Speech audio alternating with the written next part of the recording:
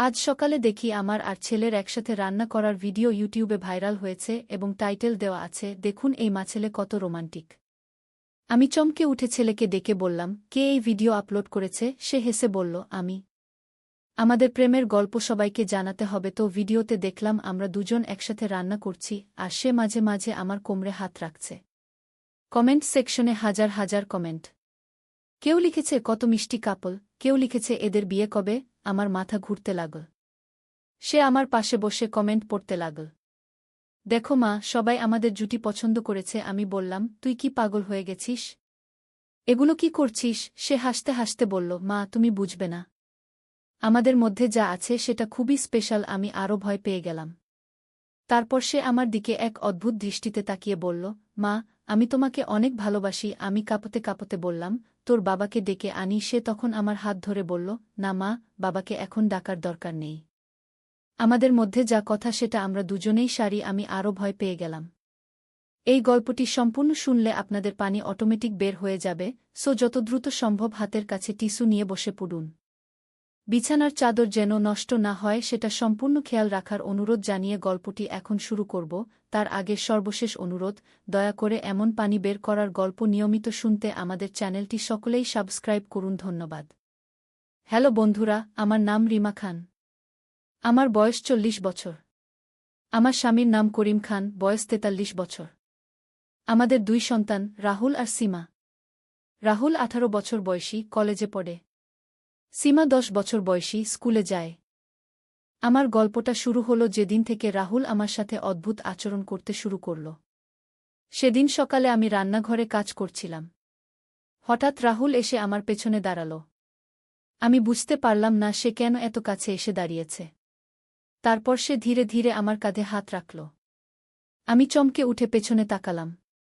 সে মিষ্টি হেসে বলল, মা, তুমি অনেক সুন্দর লাগছো আজ। আমি একটু অবাক হয়ে বললাম, কি বলছিস তুই? সে বলল, সত্যি মা, তুমি দেখতে অনেক সুন্দর। আমি ভাবলাম হয়তো ছেলেটা শুধু মায়ের প্রশংসা করছে।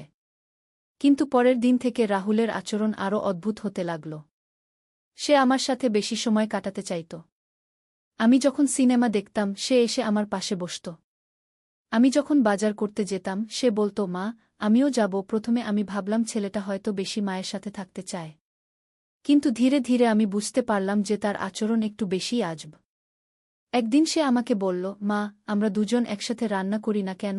আমি বললাম, তোর তো রান্না করতে ভালো লাগে না। সে বলল, এখন লাগে। তুমি আমাকে শেখাও। আমি রাজি হলাম। আমরা একসাথে রান্না করতে শুরু করলাম।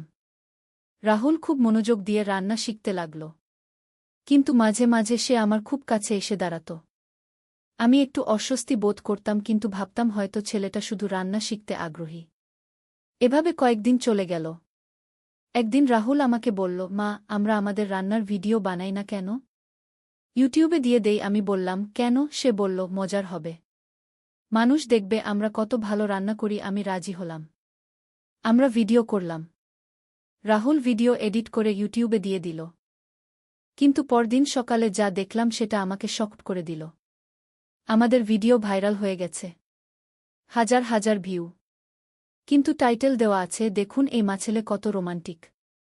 আমি রাহুলকে ডেকে জিজ্ঞেস করলাম, এই টাইটেল কে দিয়েছে? সে হেসে বলল, আমি রেগে গিয়ে বললাম, কেন এমন টাইটেল দিয়েছিস? সে বলল, এতে ভিউ বেশি আসবে। আমি ভিডিওর কমেন্ট দেখলাম। সব কমেন্ট অদ্ভুত। কেউ লিখেছে কত মিষ্টি কাপল, কেউ লিখেছে এদের বিয়ে কবে। আমি আতঙ্কিত হয়ে গেলাম। আমি রাহুলকে বললাম, তুই ভিডিও ডিলিট করে দে। সে বলল, কেন মা? এত ভিউ আসছে। আমি বললাম, মানুষ ভুল বুঝবে। সে বলল, কি ভুল বুঝবে? আমরা তো সত্যিই একসাথে রান্না করেছি। আমি বুঝতে পারছিলাম না কি করব। তখন রাহুল আমার পাশে বসে বলল, মা, দেখো কত কমেন্ট এসেছে।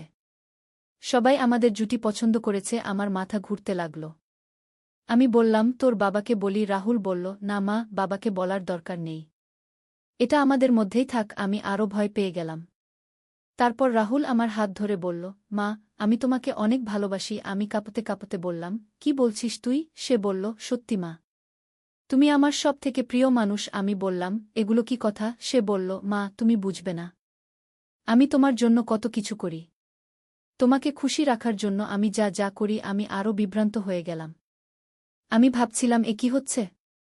আমার ছেলে কেন এমন আচরণ করছে? হঠাৎ আমার মনে পড়ল, কয়েকদিন আগে রাহুল আমাকে বলেছিল সে একটা বই পড়ছে।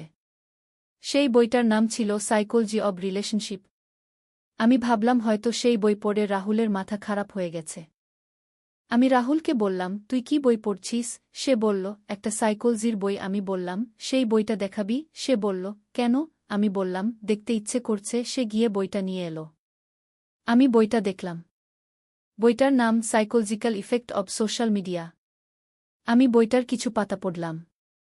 বইটিতে লেখা ছিল কিভাবে সোশ্যাল মিডিয়ায় ভাইরাল হওয়া যায়, কিভাবে মানুষের মনোযোগ আকর্ষণ করা যায়, কিভাবে ক্লিকবেইট টাইটেল দিয়ে ভিউ বাড়ানো যায়।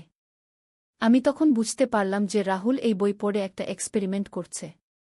সে দেখতে চাচ্ছে কিভাবে মিসলিডিং টাইটেল দিয়ে ভিউ বাড়ানো যায়। আমি রাহুলকে জিজ্ঞেস করলাম, তুই কি এক্সপেরিমেন্ট করছিস? সে হেসে বলল, হ্যাঁ মা। আমি দেখতে চাচ্ছি কিভাবে মানুষ মিসলিডিং টাইটেল দেখে ক্লিক করে। আমি বললাম, কিন্তু এতে তো আমাদের ইজ্জত নষ্ট হবে। সে বলল, না মা, এটা শুধু একটা এক্সপেরিমেন্ট। কয়েকদিন পর আমি ভিডিও ডিলিট করে দেব। আমি একটু স্বস্তি পেলাম, কিন্তু এখনও পুরোপুরি বিশ্বাস করতে পারছিলাম না। আমি বললাম, তুই সত্যি বলছিস তো? সে বলল, হ্যাঁ মা। আমি কলেজে সাইকোলজি নিয়ে একটা প্রজেক্ট করছি। সেই জন্যই এই এক্সপেরিমেন্ট। আমি বললাম, তাহলে তুই আমাকে আগে বলিসনি কেন? সে বলল, বললে তো এক্সপেরিমেন্ট হতো না। তোমার রিয়াকশন দেখা দরকার ছিল। আমি এখন বুঝতে পারছিলাম যে রাহুল সত্যিই একটা এক্সপেরিমেন্ট করছে। কিন্তু আমি এখনও একটু রাগ ছিলাম। আমি বললাম, তোর এক্সপেরিমেন্ট করার জন্য আমাকে এত ভয় পেতে হলো কেন? সে বলল, সরিমা, আমি জানতাম না তুমি এত ভয় পাবে। আমি বললাম, এখন ভিডিও ডিলিট করে দে। সে বলল, আরও 2-1 দিন রাখি, দেখি আরও কি রিয়াকশন আসে।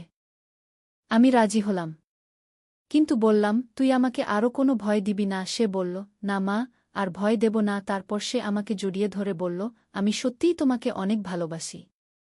কিন্তু সেটা মায়ের মতো। আমি স্বস্তির নিঃশ্বাস ফেললাম। কিন্তু আমার স্বস্তি বেশিক্ষণ টিকল না।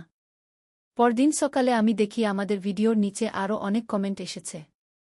কিন্তু এবার কমেন্টগুলো আরও খারাপ। কেউ কেউ আমাদের সম্পর্কে খুবই খারাপ কথা লিখেছে। আমি ভয় পেয়ে গেলাম। রাহুলকে বললাম, দেখ কি কমেন্ট এসেছে। রাহুল কমেন্ট দেখে বলল, ওহ, এটা তো আমি ভাবিনি। আমি বললাম, এখনই ভিডিও ডিলিট করে দে। রাহুল রাজি হল। সে ভিডিও ডিলিট করে দিল। কিন্তু ততক্ষণে অনেক দেরি হয়ে গেছে। কিছু মানুষ ভিডিও ডাউনলোড করে ফেলেছে। তারা সেগুলো বিভিন্ন গ্রুপে শেয়ার করছে। আমি খুবই চিন্তিত হয়ে গেলাম। আমার স্বামী করিম সেদিন অফিস থেকে ফিরে এসে বলল, কি হয়েছে? তোমাকে খুব টেনশনে দেখাচ্ছে। আমি সব কথা করিমকে বললাম। করিম শুনে খুব রেগে গেল। সে রাহুলকে ডেকে বকাঝকা করল।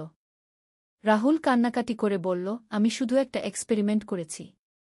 আমি জানতাম না এমন হবে। করিম বলল, এক্সপেরিমেন্ট করার আগে ভাবতে হয়। এখন কি করবি? রাহুল বলল, আমি ভিডিও ডিলিট করে দিয়েছি। করিম বলল, কিন্তু মানুষ ডাউনলোড করে ফেলেছে। রাহুল বলল, আমি কি করব এখন? আমি বললাম, এখন আর কিছু করার নেই। শুধু প্রার্থনা করতে পারি যেন মানুষ ভুলে যায়। কিন্তু আমার ভয় ছিল আমাদের পাড়ার লোকজন জেনে ফেলবে। সত্যিই পরের কয়েকদিন আমার ভাই সত্যি হল। আমাদের পাড়ার কয়েকজন মানুষ ভিডিওটা দেখেছে। তারা আমার সাথে অদ্ভুত আচরণ করতে শুরু করল। কেউ কেউ আমার দিকে তাকিয়ে কানাকানি করত। আমি বাজারে গেলে দোকানদার অদ্ভুতভাবে তাকাত। আমি খুবই লজ্জা পেতাম। আমার মনে হতো সবাই আমার সম্পর্কে খারাপ ভাবছে। আমি ঘর থেকে বের হতে চাইতাম না। রাহুলও খুব অপরাধবোধে ভুগছিল। সে আমার কাছে বারবার ক্ষমা চাইছিল। একদিন আমাদের পাড়ার মিসেস রহমান আমার বাসায় এলেন। তিনি বললেন, রিমা, তোমার ছেলের সাথে তোমার কি চক্কর? আমি অবাক হয়ে বললাম, কি বলছেন আপা? তিনি বললেন, ভিডিও দেখেছি। কি করছো তোমরা? আমি সব কথা খুলে বললাম। মিসেস রহমান শুনে হেসে বললেন, ওরে পাগল, এটাই তো বুঝতে পারিনি। ছেলেটা এক্সপেরিমেন্ট করেছে। আমি বললাম, এখন কি করব? সবাই তো ভুল বুঝেছে। মিসেস রহমান বললেন, একটা কাজ করো।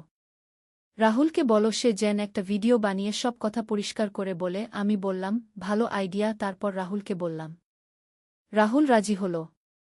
রাহুল একটা ভিডিও বানালো যেখানে সে সব কথা পরিষ্কার করে বলল।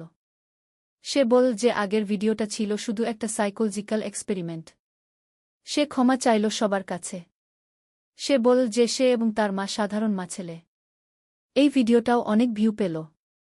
মানুষ কমেন্ট করল যে তারা বুঝতে পেরেছে। কিছু মানুষ রাহুলের এক্সপেরিমেন্টের প্রশংসা করল। কিছু মানুষ বকাঝকা করল। ধীরে ধীরে সবকিছু স্বাভাবিক হয়ে গেল। আমাদের পাড়ার মানুষরাও আর কিছু বলল না। কিন্তু আমি শিক্ষা পেলাম যে সোশ্যাল মিডিয়া কত বিপজ্জনক হতে পারে। রাহুল এখন আর এমন কোনো এক্সপেরিমেন্ট করে না। সে তার পড়াশোনায় মনোযোগ দিয়েছে। আমিও এখন বুঝি যে কোনো কিছু ইন্টারনেটে দেওয়ার আগে ভালো করে চিন্তা করতে হয়। কিন্তু আমার গল্প এখানেই শেষ নয়। এর পরেও অনেক কিছু হয়েছিল। রাহুলের এই এক্সপেরিমেন্টের ফলে আমাদের জীবনে অনেক পরিবর্তন এসেছিল। কিছু ভালো পরিবর্তন, কিছু খারাপ পরিবর্তন।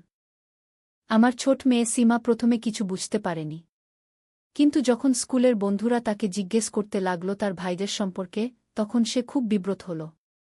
সে আমার কাছে এসে কান্নাকাটি করে বলল, মা, আমার বন্ধুরা আমাকে নিয়ে হাসাহাসি করে। আমি সীমাকে বুঝিয়ে বললাম যে এটা শুধু একটা ভুল বোঝাবুঝি ছিল। রাহুলের কলেজেও এই ঘটনার কথা ছড়িয়ে গেল। তার বন্ধুরা তাকে নিয়ে মজা করত। কিন্তু রাহুল সবাইকে পরিষ্কার করে বুঝিয়ে দিল। ধীরে ধীরে সবাই বুঝে গেল যে এটা শুধু একটা এক্সপেরিমেন্ট ছিল। আমার স্বামী করিম প্রথমে খুব রাগ করেছিল। কিন্তু পরে সে বুঝল যে রাহুল ইচ্ছা করে কিছু খারাপ করেনি। সে শুধু তার পড়াশোনার জন্য একটা এক্সপেরিমেন্ট করেছিল। করিম রাহুলকে বোঝাল যে এরকম এক্সপেরিমেন্ট করার আগে পরিবারের সাথে আলোচনা করতে হয়। এই ঘটনার পর আমাদের পরিবারে একটা নতুন নিয়ম চালু হল। যদি কেউ ইন্টারনেটে কিছু পোস্ট করতে চায়, তাহলে আগে সবার সাথে আলোচনা করতে হবে। এই নিয়মটা আমাদের অনেক সমস্যা থেকে রক্ষা করেছে। কিন্তু এই ঘটনার পর আরও একটা অদ্ভুত ব্যাপার ঘটল। একদিন আমি দেখলাম আমাদের বাড়ির সামনে একটা অচেনা গাড়ি দাঁড়িয়ে আছে। গাড়ি থেকে একজন মানুষ নেমে আমাদের বাড়িতে এলো। সে আমাকে বলল, আপনি কি রিমা খান? আমি বললাম, হ্যাঁ। কেন? সে বলল, আমি একটা টিভি চ্যানেলের প্রোডিউসার। আমি আপনার ছেলের ভিডিও দেখেছি। আমরা আপনাদের নিয়ে একটা ডকুমেন্টারি বানাতে চাই। আমি অবাক হয়ে বললাম, কি ডকুমেন্টারি? সে বলল, সোশ্যাল মিডিয়া এক্সপেরিমেন্টের উপর। আপনার ছেলে যে এক্সপেরিমেন্টটা করেছে সেটা খুবই ইনোভেটিভ। আমি বললাম, কিন্তু আমরা তো আর কোনো পাবলিসিটি চাই না। সে বলল, আমরা খুব ভালো পেমেন্ট দেব। আমি করিমের সাথে আলোচনা করলাম। করিম বলল, যদি সত্যিই ভালো পেমেন্ট দেয় তাহলে করতে পারি। রাহুলের কলেজের খরচ তো আছেই। আমি রাহুলের সাথেও কথা বললাম। রাহুল বলল, মা, এটা আমার ক্যারিয়ারের জন্য ভালো হতে পারে। আমরা সবাই মিলে রাজি হলাম। টিভি চ্যানেলের লোকরা আমাদের বাড়িতে এসে ইন্টারভিউ নিল। তারা রাহুলের এক্সপেরিমেন্টের পুরো গল্প শুনল। রাহুল তাদের বুঝিয়ে বলল কিভাবে সে ক্লিকবেইট টাইটেলের সাইকোলজিক্যাল ইফেক্ট টেস্ট করেছিল। তারা খুব আগ্রহ নিয়ে শুনল। ডকুমেন্টারি তৈরি হওয়ার পর সেটা টিভিতে প্রচার হল। আমাদের গল্প দেখে অনেক মানুষ আমাদের সাথে যোগাযোগ করল। কিছু মানুষ রাহুলের এক্সপেরিমেন্টের প্রশংসা করল। কিছু মানুষ আমাদের সমালোচনা করল। রাহুলের কলেজের প্রফেসররা তার এই এক্সপেরিমেন্ট সম্পর্কে জানতে পেরে তাকে একটা স্পেশাল প্রজেক্ট দিলেন। রাহুল সোশ্যাল মিডিয়া সাইকোলজির উপর আরও গবেষণা করতে লাগল। তার রেজাল্ট খুবই ভালো হল।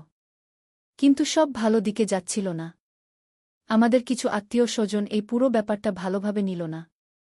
আমার শাশুড়ি আমাকে ফোন করে বকাঝকা করলেন। তিনি বললেন, তোমরা আমাদের পরিবারের সম্মান নষ্ট করেছ। আমি তাকে সব বুঝিয়ে বললাম, কিন্তু তিনি বুঝতে চাইলেন না। করিমের ভাই রশিদ ভাই আমাদের বাড়িতে এসে খুব রাগারাগি করলেন। তিনি বললেন, এসব কি করছ? সমাজে মুখ দেখানোর জো নেই। করিম তাকে বুঝিয়ে বলার চেষ্টা করল, কিন্তু তিনি শুনলেন না। তিনি রেগে গিয়ে চলে গেলেন। আমার মনে খুব কষ্ট হল। আমি ভাবলাম হয়তো আমাদের এই ডকুমেন্টারি করা উচিত হয়নি। আমি রাহুলকে বললাম, দেখ, তোর এক্সপেরিমেন্টের জন্য কত সমস্যা হচ্ছে। রাহুল বলল, মা, যারা আমাদের বুঝতে পারে না তাদের নিয়ে ভাবার দরকার নেই। কিন্তু আমি এই পরিস্থিতি সামলাতে পারছিলাম না। আমার মানসিক অবস্থা খারাপ হয়ে যাচ্ছিল। আমি খেতে পারতাম না, ঘুমাতে পারতাম না। করিম আমাকে ডাক্তার দেখাতে নিয়ে গেল। ডাক্তার আমাকে কিছু ওষুধ দিলেন এবং বললেন বিশ্রাম নিতে। তিনি বললেন, এই ধরনের স্ট্রেস থেকে দূরে থাকার চেষ্টা করুন। আমি বুঝতে পারলাম যে আমি এইসব নিয়ে বেশি চিন্তা করছি। একদিন মিসেস রহমান আমার বাড়িতে এসে বললেন, রিমা, তুমি এত টেনশন নিও না। সময় গেলে সব ঠিক হয়ে যাবে। তিনি আমাকে অনেক সাহস দিলেন। তিনি বললেন, আমি তোমাদের পুরো পরিবারকে চিনি। তোমরা সবাই ভালো মানুষ। ধীরে ধীরে আমি সুস্থ হয়ে উঠলাম। আমি বুঝলাম যে জীবনে অনেক সময় এরকম সমস্যা আসে, কিন্তু সেগুলো মোকাবেলা করেই এগিয়ে যেতে হয়। আমি আবার স্বাভাবিক জীবনযাত্রায় ফিরে গেলাম। রাহুল এখন বিশ্ববিদ্যালয়ে সাইকোলজিতে অনার্স করছে। তার পড়াশোনা খুব ভালো যাচ্ছে। তার প্রফেসররা তার কাজের প্রশংসা করেন। রাহুল এখন আরও দায়িত্বশীল হয়েছে। সে কোনো কিছু করার আগে পরিবারের সাথে আলোচনা করে। সীমা এখন হাই স্কুলে পড়ে। সে খুব মেধাবী। তার পড়াশোনা নিয়ে কোনো সমস্যা নেই। সে এই পুরো ঘটনা থেকে অনেক কিছু শিখেছে। সে এখন বুঝে যে ইন্টারনেটে কিছু পোস্ট করার আগে ভেবেচিন্তে করতে হয়। করিম এখন একটা নতুন চাকরিতে জয়েন করেছে। তার বেতন আগের চেয়ে বেশি। আমাদের আর্থিক অবস্থা ভালো হয়েছে। আমরা একটা নতুন বাড়িতে উঠেছি। নতুন পাড়ার মানুষরা আমাদের সেই পুরনো গল্প জানে না। আমি এখন একটা প্রাইভেট স্কুলে শিক্ষকতা করি। আমার চাকরিটা আমার খুব ভালো লাগে। আমি বাচ্চাদের পড়াই। তারা আমাকে অনেক ভালোবাসে। আমার জীবনে এখন শান্তি এসেছে। কিন্তু মাঝে মাঝে আমার সেই পুরনো দিনগুলোর কথা মনে পড়ে। আমি ভাবি যদি রাহুল সেই এক্সপেরিমেন্ট না করত তাহলে কেমন হতো। কিন্তু এখন আমি বুঝি যে জীবনে যা ঘটে সবই একটা কারণে ঘটে। আমাদের পরিবার এই ঘটনা থেকে অনেক কিছু শিখেছে। রাহুল এখন মাঝে মাঝে আমাদের সেই পুরনো অভিজ্ঞতা নিয়ে গল্প করে। সে বলে, মা, আমার সেই এক্সপেরিমেন্টের জন্য আমি এখনও একটু অপরাধবোধ করি। আমি তাকে বলি, অপরাধবোধ করার দরকার নেই। তুই যা করেছিলি সেটা তোর পড়াশোনার জন্যই করেছিলি। আমাদের পরিবার এখন আরও ঐক্যবদ্ধ। আমরা একে অপরের সাথে বেশি কথাবার্তা বলি। কোনো সমস্যা হলে একসাথে সমাধান করার চেষ্টা করি। আমি বুঝেছি যে পরিবারের সাথে খোলামেলা কথা বলাটা কত গুরুত্বপূর্ণ। এখন যখন আমি আমার সেই দিনগুলোর কথা ভাবি তখন আমার হাসি পায়। আমি কত ভয় পেয়েছিলাম। আমি ভেবেছিলাম হয়তো আমার ছেলে সত্যিই কোনো ভুল পথে গিয়েছে। কিন্তু সব শেষে দেখা গেল সে শুধু একটা পড়াশোনার কাজ করছিল। আমার এই গল্পটা শুনে হয়তো অনেকেই বুঝবেন যে সোশ্যাল মিডিয়া কত প্রভাবশালী। একটা ভুল টাইটেল দিয়ে কত বড় সমস্যা হতে পারে। কিন্তু সেই সাথে এটাও বোঝা যায় যে পরিবারের মধ্যে বিশ্বাস আর আলোচনা কত জরুরি। আমি এখন আমার ছাত্রছাত্রীদের বলি যে ইন্টারনেট ব্যবহার করার সময় সাবধান থাকতে হবে। যা কিছু পোস্ট করো সেটা নিয়ে আগে ভেবে নিও। কারণ ইন্টারনেটে একবার কিছু গেলে সেটা আর ফেরত আনা যায় না। রাহুল এখন একটা ইউটিউব চ্যানেল খুলেছে যেখানে সে সাইকোলজির বিভিন্ন বিষয় নিয়ে ভিডিও বানা। তার চ্যানেল অনেক জনপ্রিয়। সে এখন সঠিক পথে এগিয়ে চলেছে। আমি তার জন্য গর্বিত। আমার এই পুরো গল্পটা একটা বড় শিক্ষা দিয়েছে আমাদের সবাইকে। জীবনে যা কিছুই ঘটুক না কেন, পরিবার একসাথে থাকলে সব সমস্যার সমাধান হয়। আর সবচেয়ে বড় কথা হল, কোনো কিছু নিয়ে সিদ্ধান্ত নেওয়ার আগে সবার সাথে আলোচনা করা দরকার। এই গল্পের শেষে আমি বলতে চাই যে সোশ্যাল মিডিয়া একটা শক্তিশালী মাধ্যম। এটা সঠিকভাবে ব্যবহার করলে অনেক ভালো কাজ করা যায়। কিন্তু ভুল ব্যবহার করলে অনেক সমস্যা হতে পারে। তাই সবাইকে সচেতন থাকতে হবে। নূরের আলো। একটি ইসলামিক গল্প। প্রথম অধ্যায়, শুরুর কথা। অনেক দিন আগের কথা। একটি ছোট্ট গ্রামে বাস করত এক দরিদ্র পরিবার। বাবার নাম আব্দুর রহমান, মায়ের নাম ফাতিমা। তাদের একমাত্র সন্তান ছোট্ট হাসান। বয়স মাত্র 10 বছর। কিন্তু এই 10 বছরের শিশুটির মধ্যে ছিল অসাধারণ এক আধ্যাত্মিক শক্তি। হাসানের জন্ম থেকেই পরিবারটি লক্ষ্য করেছিল যে এই শিশুটি অন্য সব শিশুদের চেয়ে আলাদা। সে কখনো মিথ্যা কথা বলত না, কখনো কারো সাথে খারাপ ব্যবহার করত না। প্রতিদিন 5 ওয়াক্ত নামাজ আদায় করত নিয়মিত। কুরআন তেলাওয়াত করার সময় তার চোখ দিয়ে পানি গড়িয়ে পড়ত। গ্রামের মানুষেরা প্রথমে ভাবত এটা হয়তো বাচ্চাদের স্বাভাবিক আবেগ। কিন্তু সময়ের সাথে সাথে তারা বুঝতে পারল যে হাসানের মধ্যে আছে কিছু বিশেষত্ব। একদিন গ্রামে খুব খরা দেখা দিল। কয়েক মাস ধরে এক ফোঁটা বৃষ্টি নেই। ক্ষেতের ফসল শুকিয়ে যাচ্ছে। পুকুর খাল বিল সব শুকিয়ে গেছে। মানুষ খাবার পানির জন্য হাহাকার করছে। এমন সময় ছোট্ট হাসান তার মা-বাবাকে বলল, আব্বু, আম্মু, আমি আল্লাহর কাছে দোয়া করব বৃষ্টির জন্য। আব্দুর রহমান মৃদু হেসে বললেন, বাবা, আমরা সবাই তো দোয়া করছি। ইমাম সাহেবও তো দোয়া করেছেন। হাসান বলল, আব্বু, আমি জানি আল্লাহ তায়ালা আমার দোয়া কবুল করবেন। আমি আজ রাতে তাহাজ্জুদের নামাজ পড়ে দোয়া করব। দ্বিতীয় অধ্যায়, প্রথম মুজিজা। সেই রাতে হাসান ঘুম থেকে উঠে অজু করল। তাহাজ্জুদের নামাজ পড়ল। তারপর 2 হাত তুলে কান্না করতে করতে আল্লাহর কাছে দোয়া করল। হে আল্লাহ! তুমি তো রহমান, রহিম। তুমি সবার উপর দয়ালু। আমাদের গ্রামের মানুষগুলো খুব কষ্টে আছে। তাদের উপর তোমার রহমত বর্ষণ কর। বৃষ্টি দাও হে আল্লাহ। হাসান সারারাত ধরে কেঁদে কেঁদে দোয়া করল। ফজরের আজান দেওয়ার আগে আগে আকাশে মেঘ দেখা দিল। ফজরের নামাজের পর থেকে টানা বৃষ্টি শুরু হল। গ্রামের মানুষেরা অবাক হয়ে গেল। সবাই বুঝতে পারল যে ছোট্ট হাসানের দোয়ায় আল্লাহ তায়ালা বৃষ্টি দিয়েছেন। এই ঘটনার পর থেকে গ্রামের মানুষেরা হাসানকে বিশেষ সম্মানের চোখে দেখতে শুরু করল। যখনই কোনো সমস্যা হতো তারা হাসানের কাছে দোয়া চাইতে আসত। একদিন গ্রামের এক বৃদ্ধা অসুস্থ হয়ে পড়ল। ডাক্তার বলল তার বাঁচার সম্ভাবনা খুবই কম। বৃদ্ধার ছেলে এসে হাসানের কাছে দোয়া চাইল। হাসান বলল, চাচা, আমি দোয়া করব।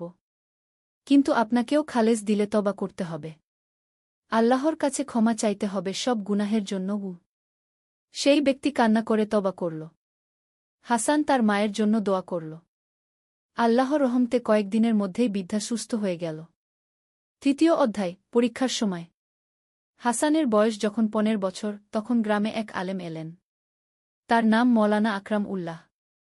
তিনি শুনেছেন হাসানের বিশেষত্বের কথা। তিনি হাসানকে পরীক্ষা করতে চাইলেন। মওলানা সাহেব হাসানের বাড়িতে গিয়ে বললেন, বাবা হাসান, আমি শুনেছি তুমি খুব নেক ছেলে। তুমি কুরআন শরীফ কতটুকু মুখস্থ জান? হাসান বিনয়ের সাথে বলল, হুজুর, আলহামদুলিল্লাহ, আমি পুরো কুরআন শরীফ মুখস্থ করেছি। মওলানা সাহেব অবাক হলেন। 15 বছর বয়সে পুরো কুরআন হেফজ করা সাধারণ ব্যাপার নয়। তিনি হাসানকে বিভিন্ন সূরা তেলাওয়াত করতে বললেন। হাসান এত সুন্দর ও শুদ্ধ উচ্চারণে কুরআন তেলাওয়াত করল যে মওলানা সাহেবের চোখ দিয়ে পানি এসে গেল। মওলানা সাহেব বললেন, মাশাআল্লাহ বাবা! তোমার তেলাওয়াত শুনে আমার রুহে প্রশান্তি এসেছে। তুমি কি হাদিস শরীফও পড়েছ? হাসান বলল, জি হুজুর, আমি বুখারী শরীফ, মুসলিম শরীফ এবং অন্যান্য হাদিসের কিতাব পড়েছি। তবে আমার জ্ঞান অনেক সীমিত। মওলানা সাহেব আরও অবাক হলেন। তিনি হাদিস সম্পর্কে কিছু কঠিন প্রশ্ন করলেন। হাসান সবগুলো প্রশ্নের নিখুঁত উত্তর দিল। এরপর মওলানা সাহেব হাসানকে বললেন, বাবা, তুমি আমার সাথে শহরে চলে আস। সেখানে আমার মাদ্রাসায় তুমি আরও উচ্চশিক্ষা নিতে পারগু। কিন্তু হাসান বলল, হুজুর, আমি আমার মা-বাবাকে ছেড়ে যেতে পারব না। তারা আমার উপর নির্ভরশীল। আর আল্লাহ তায়ালা আমাকে এই গ্রামেই রেখেছেন কোনো কারণে। 4র্থ অধ্যায়, বড় পরীক্ষা। হাসানের বয়স যখন 20 বছর, তখন গ্রামে এক বিরাট বিপদ এল। গ্রামের পাশের পাহাড় থেকে প্রচণ্ড ঝড় বৃষ্টির কারণে পাথর গড়িয়ে আসতে শুরু করল। গ্রামের অর্ধেক বাড়িঘর ধ্বংস হয়ে গেল। অনেক মানুষ আহত হল। গ্রামের মানুষেরা ভয়ে আতঙ্কে হাসানের কাছে এল। তারা বলল, হাসান ভাই, আমরা সবাই মরে যাব। তুমি আল্লাহর কাছে দোয়া করগু। হাসান সবাইকে সম্বেত করে বলল, আসুন আমরা সবাই মিলে আল্লাহর কাছে তওবা করি। আমাদের গুনাহের কারণেই হয়তো এই বিপদ এসেছে। সবাই একসাথে কান্নাকাটি করে তওবা করল। হাসান সবাইকে নিয়ে জামাতে দোয়া করল। তার দোয়া শুনে সবার অন্তরে শান্তি এল। অলৌকিকভাবে পরদিন থেকেই ঝড় বৃষ্টি বন্ধ হয়ে গেল। পাহাড় থেকে আর পাথর গড়াল না। গ্রামের মানুষেরা ধীরে ধীরে তাদের বাড়িঘর মেরামত করতে শুরু করল। এই ঘটনার পর গ্রামের বাইরে থেকেও মানুষেরা হাসানের কাছে আসতে শুরু করল। দূরদূরান্ত থেকে মানুষেরা তাদের সমস্যা নিয়ে আসত। কিন্তু হাসান কখনো নিজেকে বড় মনে করত না। সে সবসময় বলত, আমি তো একজন সাধারণ বান্দা। আল্লাহ তায়ালাই সব করেন। আমি শুধু দোয়া করি। 5ম অধ্যায়, হাসানের বিয়ে। হাসানের বয়স যখন 25 বছর, তখন গ্রামের মানুষেরা তার বিয়ের কথা ভাবতে শুরু করল। অনেক পরিবার তাদের মেয়ের বিয়ে হাসানের সাথে দিতে চাইত। কিন্তু হাসান তার মা-বাবাকে বলল, আম্মু আব্বু, আমার বিয়ে হোক একজন নেক মেয়ের সাথে, যে আল্লাহকে ভয় করে, নামাজ রোজা করে, সৌন্দর্য বা পয়সার দিকে না তাকিয়ে দিনদারির দিকে তাকান। কিছুদিন পর গ্রামেই এক নেক পরিবারে পাত্রী পাওয়া গেল। মেয়েটির নাম আয়েশা। খুব ভালো পরিবারের মেয়ে। নামাজি, রোজাদার, কুরআন তেলাওয়াত করে সুন্দর করে। বিয়ে হল খুব সাদামাটাভাবে। হাসান চাইল না কোনো জাঁকজমক হোক। বিয়ের দাওয়াতে গ্রামের গরিব দুঃখী সবাইকে খাওয়ানো হল। বিয়ের পর আয়েশা ও হাসান দুজনেই মিলে আল্লাহর ইবাদত করত।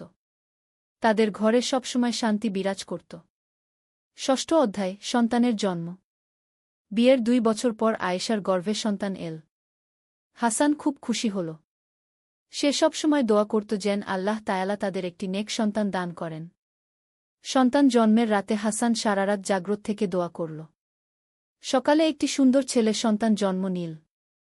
হাসান তার ছেলের নাম রাখল নূর। কারণ হাসানের স্বপ্নে দেখেছিল যে এই সন্তান মানুষের জীবনে আলো ছড়াবে। নূর জন্মের পর থেকেই অসাধারণ সব লক্ষণ প্রকাশ পেল। সে কখনো অকারণে কান্নাকাটি করত না। যখন হাসান কুরআন তেলাওয়াত করত, নূর মনোযোগ দিয়ে শুনত। নূরের বয়স যখন 3 বছর, তখন থেকেই সে তার বাবার সাথে নামাজে দাঁড়াত। ছোট্ট হাত তুলে দোয়া করত। গ্রামের মানুষেরা বলাবলি করত, হাসানের ছেলেও বাবার মতোই নেক হচ্ছে গি। সপ্তম অধ্যায়, নতুন চ্যালেঞ্জ। নূরের বয়স যখন 5 বছর, তখন গ্রামে নতুন এক সমস্যা দেখা দিল। শহর থেকে কিছু ধনী ব্যবসায়ী এসে গ্রামের মানুষদের বিভ্রান্ত করতে শুরু করল। তারা বলত, ধর্মকর্ম করে কি হবে? টাকা পয়সা কামাও, ভোগবিলাস কর, জীবনটা উপভোগ কর। কিছু তরুণ তাদের কথায় প্রভাবিত হতে শুরু করল। তারা নামাজ কালাম ছেড়ে দিয়ে পার্টি করতে শুরু করল। হাসান এই দেখে খুব চিন্তিত হল। তিনি গ্রামের বয়োজ্যেষ্ঠ মানুষদের সাথে বৈঠক করলেন। হাসান বললেন, আমাদের তরুণদের সঠিক পথে ফিরিয়ে আনতে হবে। আমি তাদের সাথে কথা বলব। হাসান সেই তরুণদের ডেকে বসাল। তাদের সাথে নরম সুরে কথা বলল। বোঝানোর চেষ্টা করল যে দুনিয়ার সুখ ক্ষণস্থায়ী। আখেরাতের জন্য প্রস্তুতি নিতে হবে। প্রথমে অনেকে হাসানের কথা শুনতে চাইল না। কিন্তু হাসানের ধৈর্য ও ভালোবাসা দেখে তারা ধীরে ধীরে তার কথা শুনতে শুরু করল। অষ্টম অধ্যায়, নূরের বিশেষত্ব। নূরের বয়স বাড়ার সাথে সাথে তার মধ্যেও তার বাবার মতো বিশেষত্ব প্রকাশ পেতে শুরু করল। 7 বছর বয়সেই সে কুরআনের অনেক সূরা মুখস্থ করে ফেল। একদিন গ্রামের এক শিশু খুব অসুস্থ হয়ে পড়ল। তার বাবা মা হাসানের কাছে এসে দোয়া চাইল। হাসান বলল, আমার ছেলে নূরও দোয়া করবে। আল্লাহ তায়ালা হয়তো তার নির্দোষ দোয়া কবুল করবেন গ। নূর তার ছোট্ট হাত তুলে কান্না করে দোয়া করল। আল্লাহর রহমতে সেই শিশুটি সুস্থ হয়ে গেল। এরপর থেকে গ্রামের মানুষেরা বুঝতে পারল যে নূরের মধ্যেও আছে বিশেষ বরকত। নবম অধ্যায়, শিক্ষার গুরুত্ব। হাসান সবসময় বলত যে ইসলামিক শিক্ষার পাশাপাশি দুনিয়াবি শিক্ষাও প্রয়োজন। তাই গ্রামে একটি স্কুল প্রতিষ্ঠার উদ্যোগ নিল। হাসান গ্রামের সবাইকে বলল, আমাদের সন্তানরা যেন শিক্ষিত হয়ে গড়ে ওঠে। ইসলাম শিক্ষার প্রতি উৎসাহ দেয়া গু। অনেকে বলল, হাসান ভাই, আমাদের তো টাকা পয়সা নেই স্কুল বানানোর গু। হাসান বলল, আমরা সবাই মিলে চেষ্টা করব। আল্লাহ তায়ালা সাহায্য করবেন গু। হাসান শহরে গিয়ে কিছু ধার্মিক ব্যবসায়ীদের কাছে স্কুলের জন্য সাহায্য চাইল। তার সততা ও নিষ্ঠা দেখে অনেকে সাহায্য করল। কয়েক মাসের মধ্যেই গ্রামে একটি সুন্দর স্কুল গড়ে উঠল। সেখানে ইসলামিক শিক্ষার পাশাপাশি সাধারণ শিক্ষাও দেওয়া হতো। দশম অধ্যায়, বিপদের মোকাবেলা। একদিন গ্রামে দুর্বৃত্তদের একটি দল এল। তারা গ্রামের মানুষদের কাছ থেকে জোর করে টাকা আদায় করতে চাইল। গ্রামের মানুষেরা ভয়ে কাঁপছিল। কিন্তু হাসান সাহস করে তাদের সামনে গিয়ে দাঁড়াল। হাসান বলল, ভাইয়েরা, আমাদের গরিব মানুষদের কাছে আপনারা কি চাইছেন? আমরা তো কষ্টে আছি। দুর্বৃত্তদের নেতা রেগে গিয়ে বলল, তুই কে আমাদের বাধা দেওয়ার?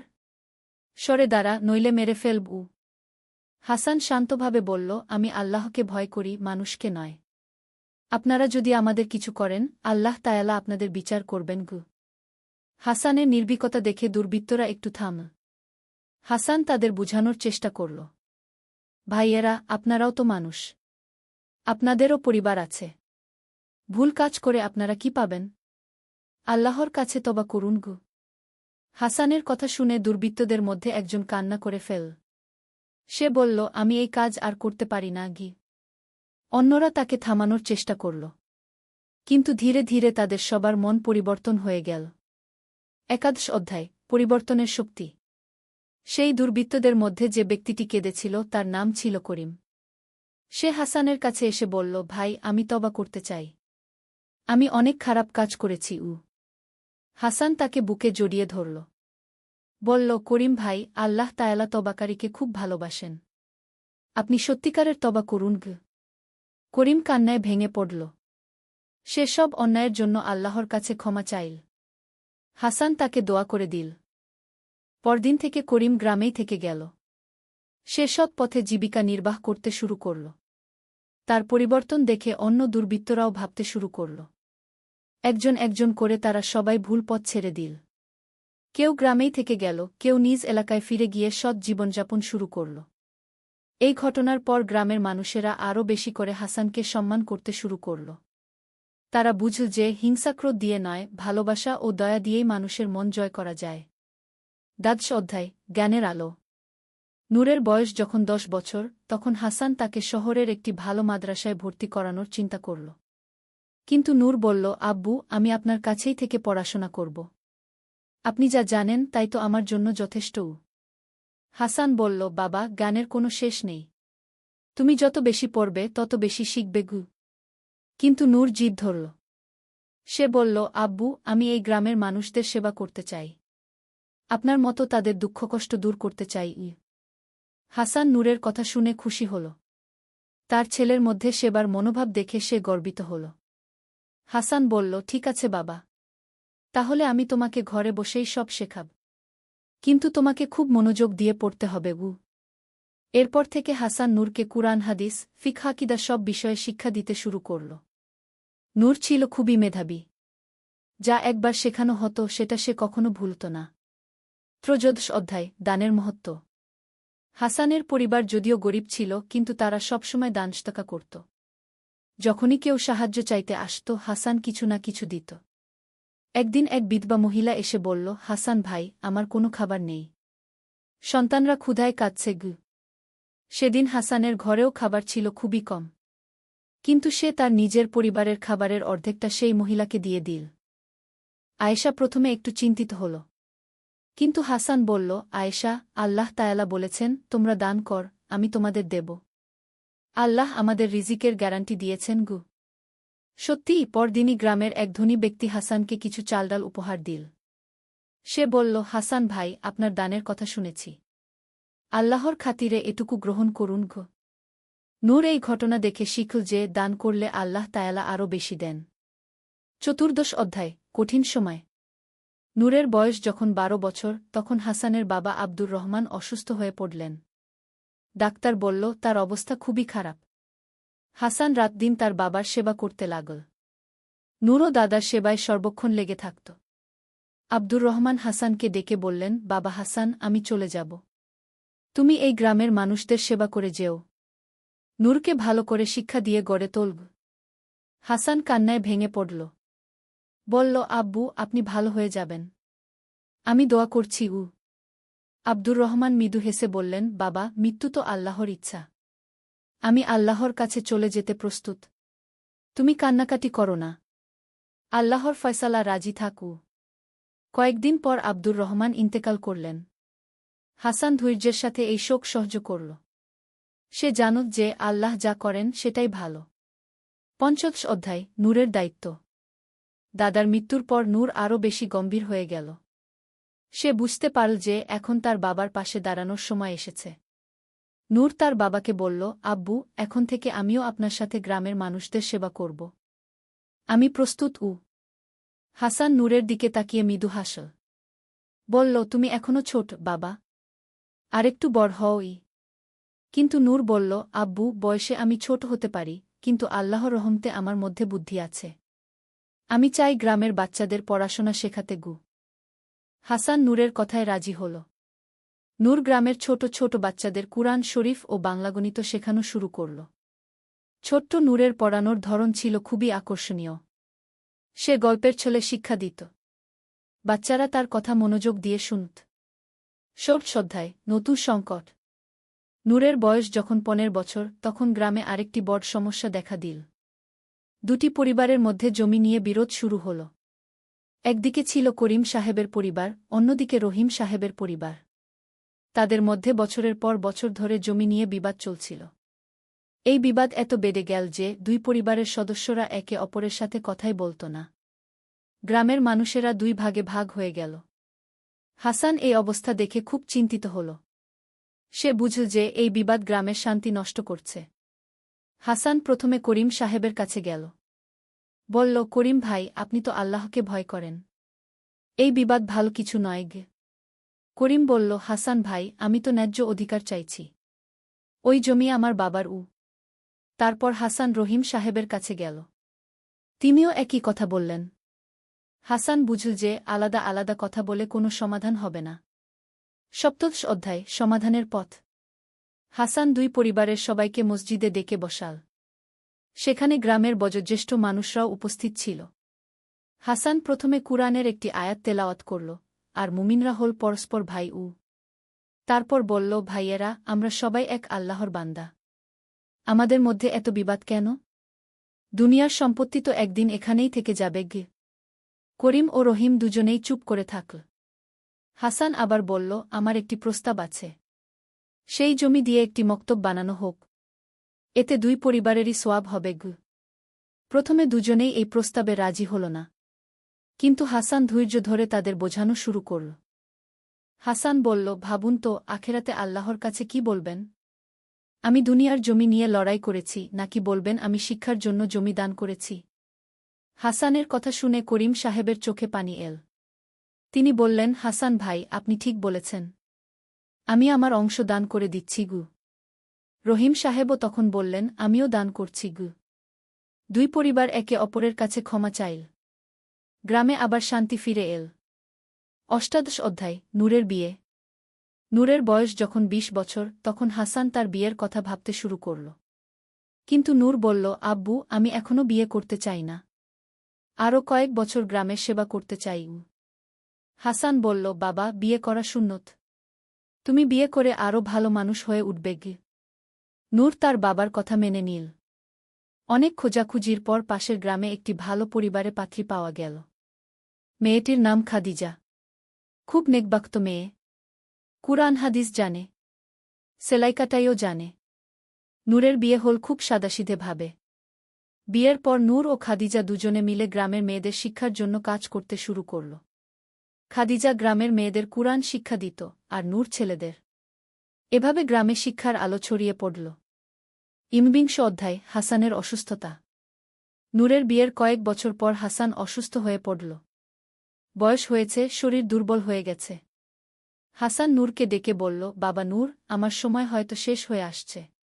তুমি এখন গ্রামের দায়িত্ব নাও। নূর কান্না করে বলল, আব্বু, আপনি ভালো হয়ে যাবেন। আমি দোয়া করব। হাসান বলল, বাবা, মৃত্যু তো সবার আসবে। তুমি কান্না কর না। আমি যা শিখিয়েছি তা অন্যদের শেখাও। গ্রামের মানুষদের সেবা করক। নূর প্রতিদিন তার বাবার সেবায় লেগে থাকল। খাদিজাও শাশুড়ির পাশাপাশি হাসানের সেবা করত। হাসান তার জীবনের শেষ দিনগুলোতেও মানুষদের উপদেশ দিত। তার কাছে যারা আসত, তাদের সবাইকে ভালো পথের দিকে ডাকত। ২০ অধ্যায়, হাসানের বিদায়।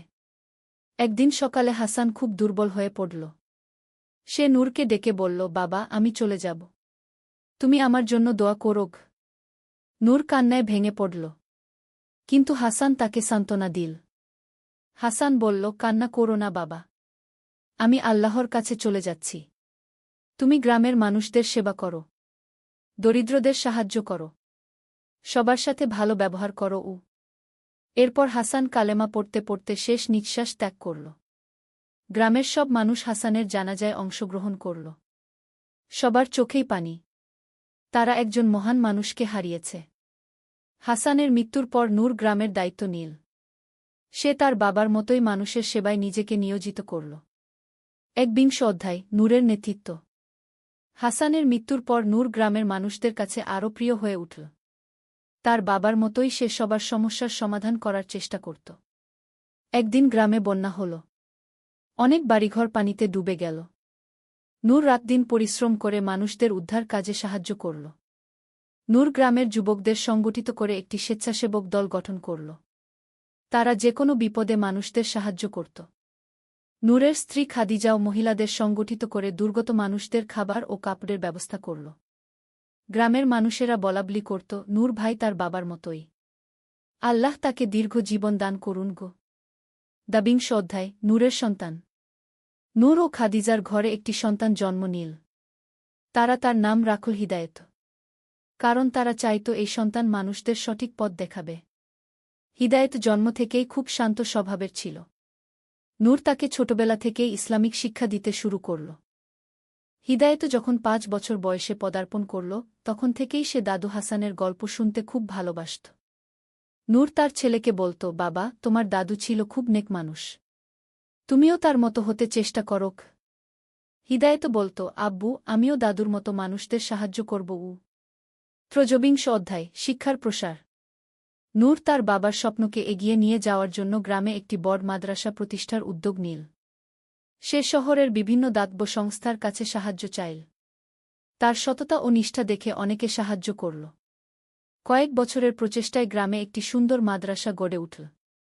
সেখানে দূরদূরান্ত থেকে ছাত্ররা পড়তে আসত। নূর নিজেই সেখানে পড়াত। তার পড়ানোর ধরন ছিল খুবই আকর্ষণীয়। সে গল্পের মাধ্যমে কুরআন হাদিসের শিক্ষা দিত। মাদ্রাসার ছাত্ররা নূরকে খুব ভালোবাসত। তারা তাকে উস্তাদজি বলে ডাকত। চতুর্বিংশ অধ্যায়, সমাজসেবা। নূর শুধু শিক্ষার ক্ষেত্রেই কাজ করত না, সমাজের অন্যান্য সমস্যার সমাধানেও তার ভূমিকা ছিল। একদিন গ্রামে একটি বিধবা মহিলার একমাত্র ছেলে গুরুতর অসুস্থ হয়ে পড়ল। তার চিকিৎসার জন্য অনেক টাকার প্রয়োজন। নূর গ্রামবাসীদের সাথে আলোচনা করে একটি তহবিল গঠন করল। সবাই মিলে চাঁদা দিয়ে সেই ছেলের চিকিৎসার ব্যবস্থা করল। এভাবে নূর গ্রামে একটি সামাজিক নিরাপত্তা ব্যবস্থা গড়ে তুলল। যার যখন প্রয়োজন হতো, সবাই মিলে তার পাশে দাঁড়াত। পঞ্চবিংশ অধ্যায়, হিদায়েতের বেড়ে ওঠা। হিদায়েত বড় হতে হতে তার বাবা ও দাদুর মতো গুণাবলী প্রকাশ পেতে শুরু করল। সে মাত্র ১০ বছর বয়সেই কুরআনের অর্ধেক মুখস্থ করে ফেলেছিল। একদিন গ্রামের একটি শিশু হারিয়ে গেল। সবাই খুঁজে পেল না। হিদায়েত বলল, আব্বু, আমি দোয়া করি, আল্লাহ তায়ালা সেই বাচ্চাকে ফিরিয়ে দেবেন গো। হিদায়েত কান্না করে দোয়া করল। কয়েক ঘণ্টা পরেই সেই শিশুকে নিরাপদে পাওয়া গেল। গ্রামের মানুষেরা বুঝল যে হিদায়েতের মধ্যেও তার দাদু ও বাবার মতো বিশেষ বরকত রয়েছে। ষষ্ঠবিংশ অধ্যায়, পরবর্তী প্রজন্ম। বছরের পর বছর এভাবে চলতে থাকল।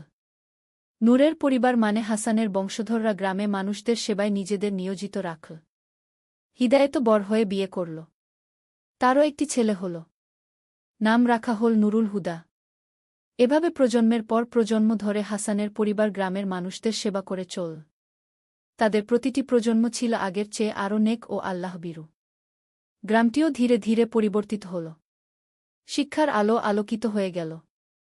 অশিক্ষা, কুশিক্ষা, কুসংস্কার সব দূর হয়ে গেল। সপ্তবিংশ অধ্যায়, উপসংহার।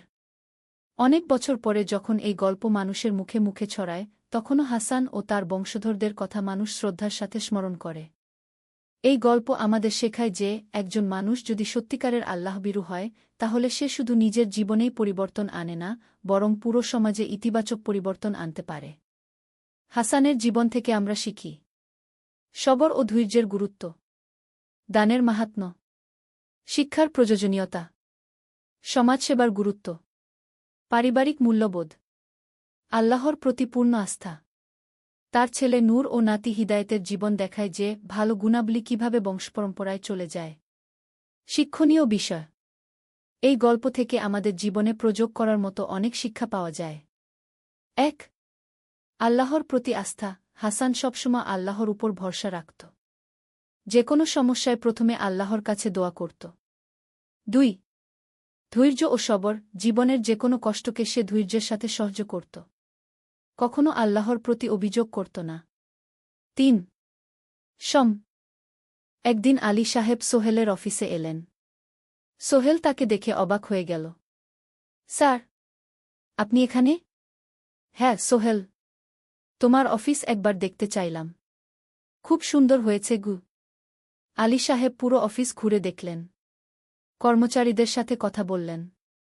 তারপর সোহেলের রুমে এসে বসলেন। সোহেল, তুমি অনেক দূর এসেছ। মনে আছে ৭ বছর আগে তুমি যখন আমার অফিসে প্রথম এসেছিলে চা বানানোর কাজ করতে? হ্যাঁ স্যার, সব মনে আছে ইউ। আমি গর্বিত যে আমি তোমাকে একটা সুযোগ দিয়েছিলাম, আর তুমি সেই সুযোগকে কাজে লাগিয়েছ। জানো সফলতার মূল সূত্র কি? কি স্যার? কঠোর পরিশ্রম, সততা আর হাল না ছাড়া। তোমার মধ্যে এই ৩টা গুণই আছে গু। সোহেল চোখে জল নিয়ে বলল, আপনি না থাকলে আজ আমি এখানে পৌঁছাতে পারতাম না স্যার। না সোহেল, আমি শুধু একটা দরজা খুলে দিয়েছিলাম। ভেতরে ঢুকে পথ তৈরি করেছ তুমি নিজে। আলী সাহেব চলে যাওয়ার আগে বললেন, আমার একটা বড় প্রজেক্ট আছে, একটা 20 ফ্লোর বিজনেস টাওয়ার। আমি চাই তুমি এই প্রজেক্টে আমার সাথে পার্টনার হও। 50-50 রাজি? সোহেল অবাক হয়ে গেল। এত বড় প্রজেক্ট? স্যার, আমার কি যথেষ্ট সামর্থ্য আছে? আছে, আমি বিশ্বাস করি। সোহেল রাজি হয়ে গেল। এটা তার জীবনের সবচেয়ে বড় প্রজেক্ট হবে। 50 অধ্যায়, বড় চ্যালেঞ্জ। 20 ফ্লোর বিজনেস টাওয়ারের কাজ শুরু হল। এটা সোহেলের জীবনের সবচেয়ে বড় চ্যালেঞ্জ। প্রজেক্টের বাজেট প্রায় 10 করোড় টাকা। সোহেলকে 5 করোড় টাকা ইনভেস্ট করতে হবে। সোহেল তার সব সঞ্চয়ে, ব্যাংক লোন আর কিছু ইনভেস্টর থেকে টাকা জোগাড় করল। এটা একটা বিশাল ঝুঁকি। যদি প্রজেক্ট ব্যর্থ হয়, সব শেষ। মিনা চিন্তিত ছিল। সোহেল, এত বড় ঝুঁকি নেওয়া ঠিক হবে? মিনা, জীবনে বড় কিছু করতে হলে ঝুঁকি নিতে হয়। আমি এই সুযোগ হাতছাড়া করতে চাই না। কিন্তু যদি কিছু ভুল হয়? ভুল হবে না। আমি আলী সাহেবের সাথে আছি, উনি আমাকে গাইড করবেন। প্রজেক্ট শুরু হল। প্রথম 6 মাস সব ভালোই চলছিল। কাজ সময়মতো হচ্ছে, বাজেট ঠিক আছে। কিন্তু 7 মাসের মাথায় একটা বড় সমস্যা দেখা দিল। একজন প্রধান ইনভেস্টর হঠাৎ তার টাকা ফেরত চাইলেন। তিনি অন্য একটা জরুরি কাজে টাকা লাগবে বলে জানালেন। 1 করোড় টাকা ফেরত দিতে হবে। সোহেল বিপদে পড়ে গেল। 1 করোড় টাকা এখন কোথায় পাবে? প্রজেক্টের সব টাকা ঢেলে দিয়েছে। সে আলী সাহেবের সাথে কথা বলল। আলী সাহেব বললেন, চিন্তা করো না, আমি ব্যবস্থা করছি। কিন্তু আলী সাহেবও বড় একটা প্রজেক্টে আটকে আছেন। তার হাতে লিকুইড ক্যাশ নেই। সোহেল অন্য ব্যাংক থেকে লোন নেওয়ার চেষ্টা করল। কিন্তু ব্যাংক বলল, ইতিমধ্যে তার অনেক লোন আছে, নতুন লোন দিতে পারবে না। সোহেল রাতে ঘুমাতে পারছিল না। খাওয়া দাওয়া বন্ধ করে দিয়েছিল। মিনা তাকে দেখে খুব চিন্তিত হয়ে গেল। সোহেল, প্লিজ নিজেকে এভাবে শেষ করে ফেলো না। কোনো একটা রাস্তা বের হবেই। কিন্তু সোহেল কোনো রাস্তা দেখতে পাচ্ছিল না। ইনভেস্টর 15 দিন সময় দিয়েছে। 15 দিনের মধ্যে টাকা ফেরত না দিলে তিনি আইনি ব্যবস্থা নেবেন। 10 দিন কেটে গেল। সোহেল কোনো সমাধান খুঁজে পেল না। সে প্রায় হাল ছেড়ে দিয়েছিল। 11 দিনের দিন একটা অপ্রত্যাশিত ঘটনা ঘটল। জাহিদ ভাই, সোহেলের পুরনো সহকর্মী, তার অফিসে এলেন। জাহিদ ভাই এখন একটা রিয়েল এস্টেট কোম্পানিতে সিনিয়র ম্যানেজার। সোহেল, আমি তোমার সমস্যার কথা শুনেছি। হ্যাঁ ভাই, আমি বিপদে পড়েছি। আমি তোমাকে সাহায্য করতে চাই। আমার কিছু সঞ্চয় আছে, 5 লাখ টাকা। তুমি নাও। সোহেল চোখে জল নিয়ে বলল, ভাই আমি কিছু বলার দরকার নেই। তুমি আমাকে অনেক কিছু শিখিয়েছ। তোমার কাছ থেকে পরিশ্রম আর সততা শিখেছি। এখন আমার পালা তোমাকে সাহায্য করার।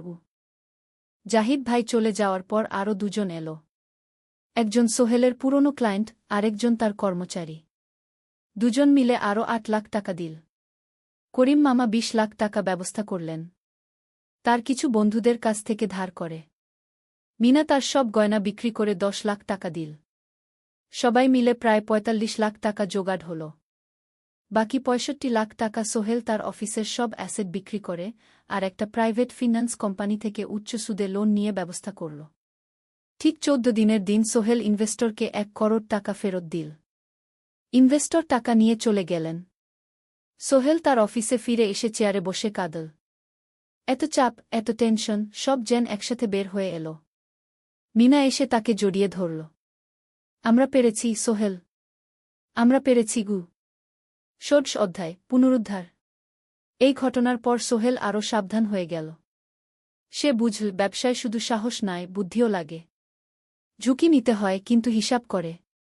প্রজেক্ট চলতে থাকল। এবার সোহেল আরও সতর্কতার সাথে সবকিছু পরিচালনা করল। প্রতিটা খরচ হিসাব করল, প্রতিটা সিদ্ধান্ত ভেবেচিন্তে নিল। আরও 1 বছর পর 20 ফ্লোর বিজনেস টাওয়ার সম্পন্ন হল। চমৎকার বিল্ডিং, শহরের অন্যতম সুন্দর ভবন। বিল্ডিংয়ের উদ্বোধন অনুষ্ঠানে শহরের মেয়র এলেন। অনেক ব্যবসায়ী সাংবাদিক এল। সোহেলের নাম পত্রিকায় ছাপা হল। স্বপ্নের শহরে এক তরুণ উদ্যোক্তার সফলতার গল্পও। প্রজেক্ট থেকে সোহেলের লাভ হল প্রায় 2 করোড় টাকা। এই টাকা দিয়ে সে সব ঋণ শোধ করল। জাহিদ ভাইয়ের টাকা ফেরত দিল। করিম মামার ঋণ শোধ করল। যারা সাহায্য করেছিল সবাইকে টাকা ফেরত দিল। মিনার জন্য নতুন গয়না কিনা। আরও সুন্দর। তার মাকে গ্রামে একটা নতুন পাকা বাড়ি বানিয়ে দিল। মা কাঁদতে কাঁদতে বললেন, তোর বাবা বেঁচে থাকলে কত খুশি হতো। তুই আমার সব স্বপ্ন পূরণ করেছিস গে। সোহেল নিজেদের জন্য একটা ফ্ল্যাট কিনা। 4 রুমের ফ্ল্যাট, সমুদ্রের কাছে।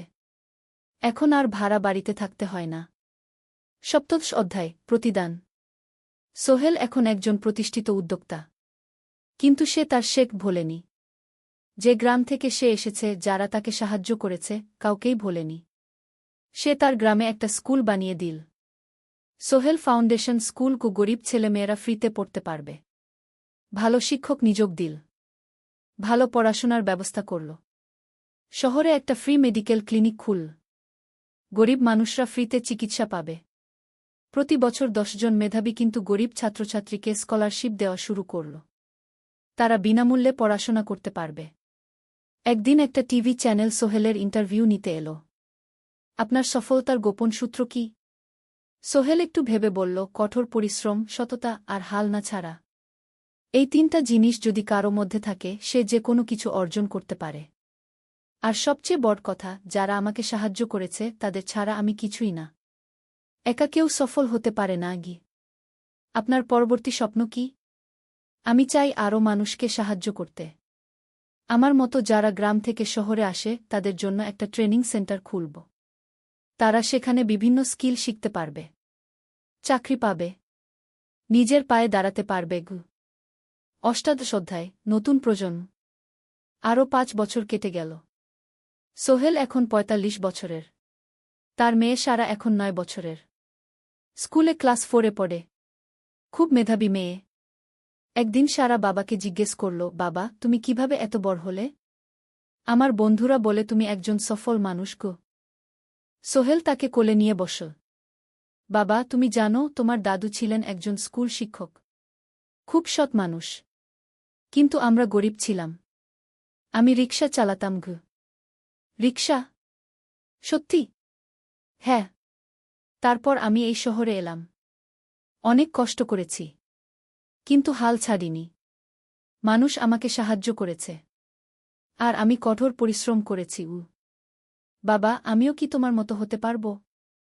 অবশ্যই পারবে বাবা। তবে মনে রেখো, সফলতা মানে শুধু টাকা পয়সা না। সফলতা মানে ভালো মানুষ হওয়া, অন্যদের সাহায্য করা, সৎ থাকা। সারা মাথা নাডল। আমি ভালো মানুষ হব বাবা। সোহেল তার মেয়েকে জড়িয়ে ধরল। মনে মনে ভাবল, তার জীবনের সব কষ্ট সার্থক হয়েছে। মিনা রান্নাঘর থেকে ডাকল, খাবার তৈরি। এসো। সোহেল সারাকে নিয়ে ডাইনিং টেবিলে গেল। ঋতু এসেছে। সে এখন বিয়ে করেছে, তার একটা ছেলে হয়েছে।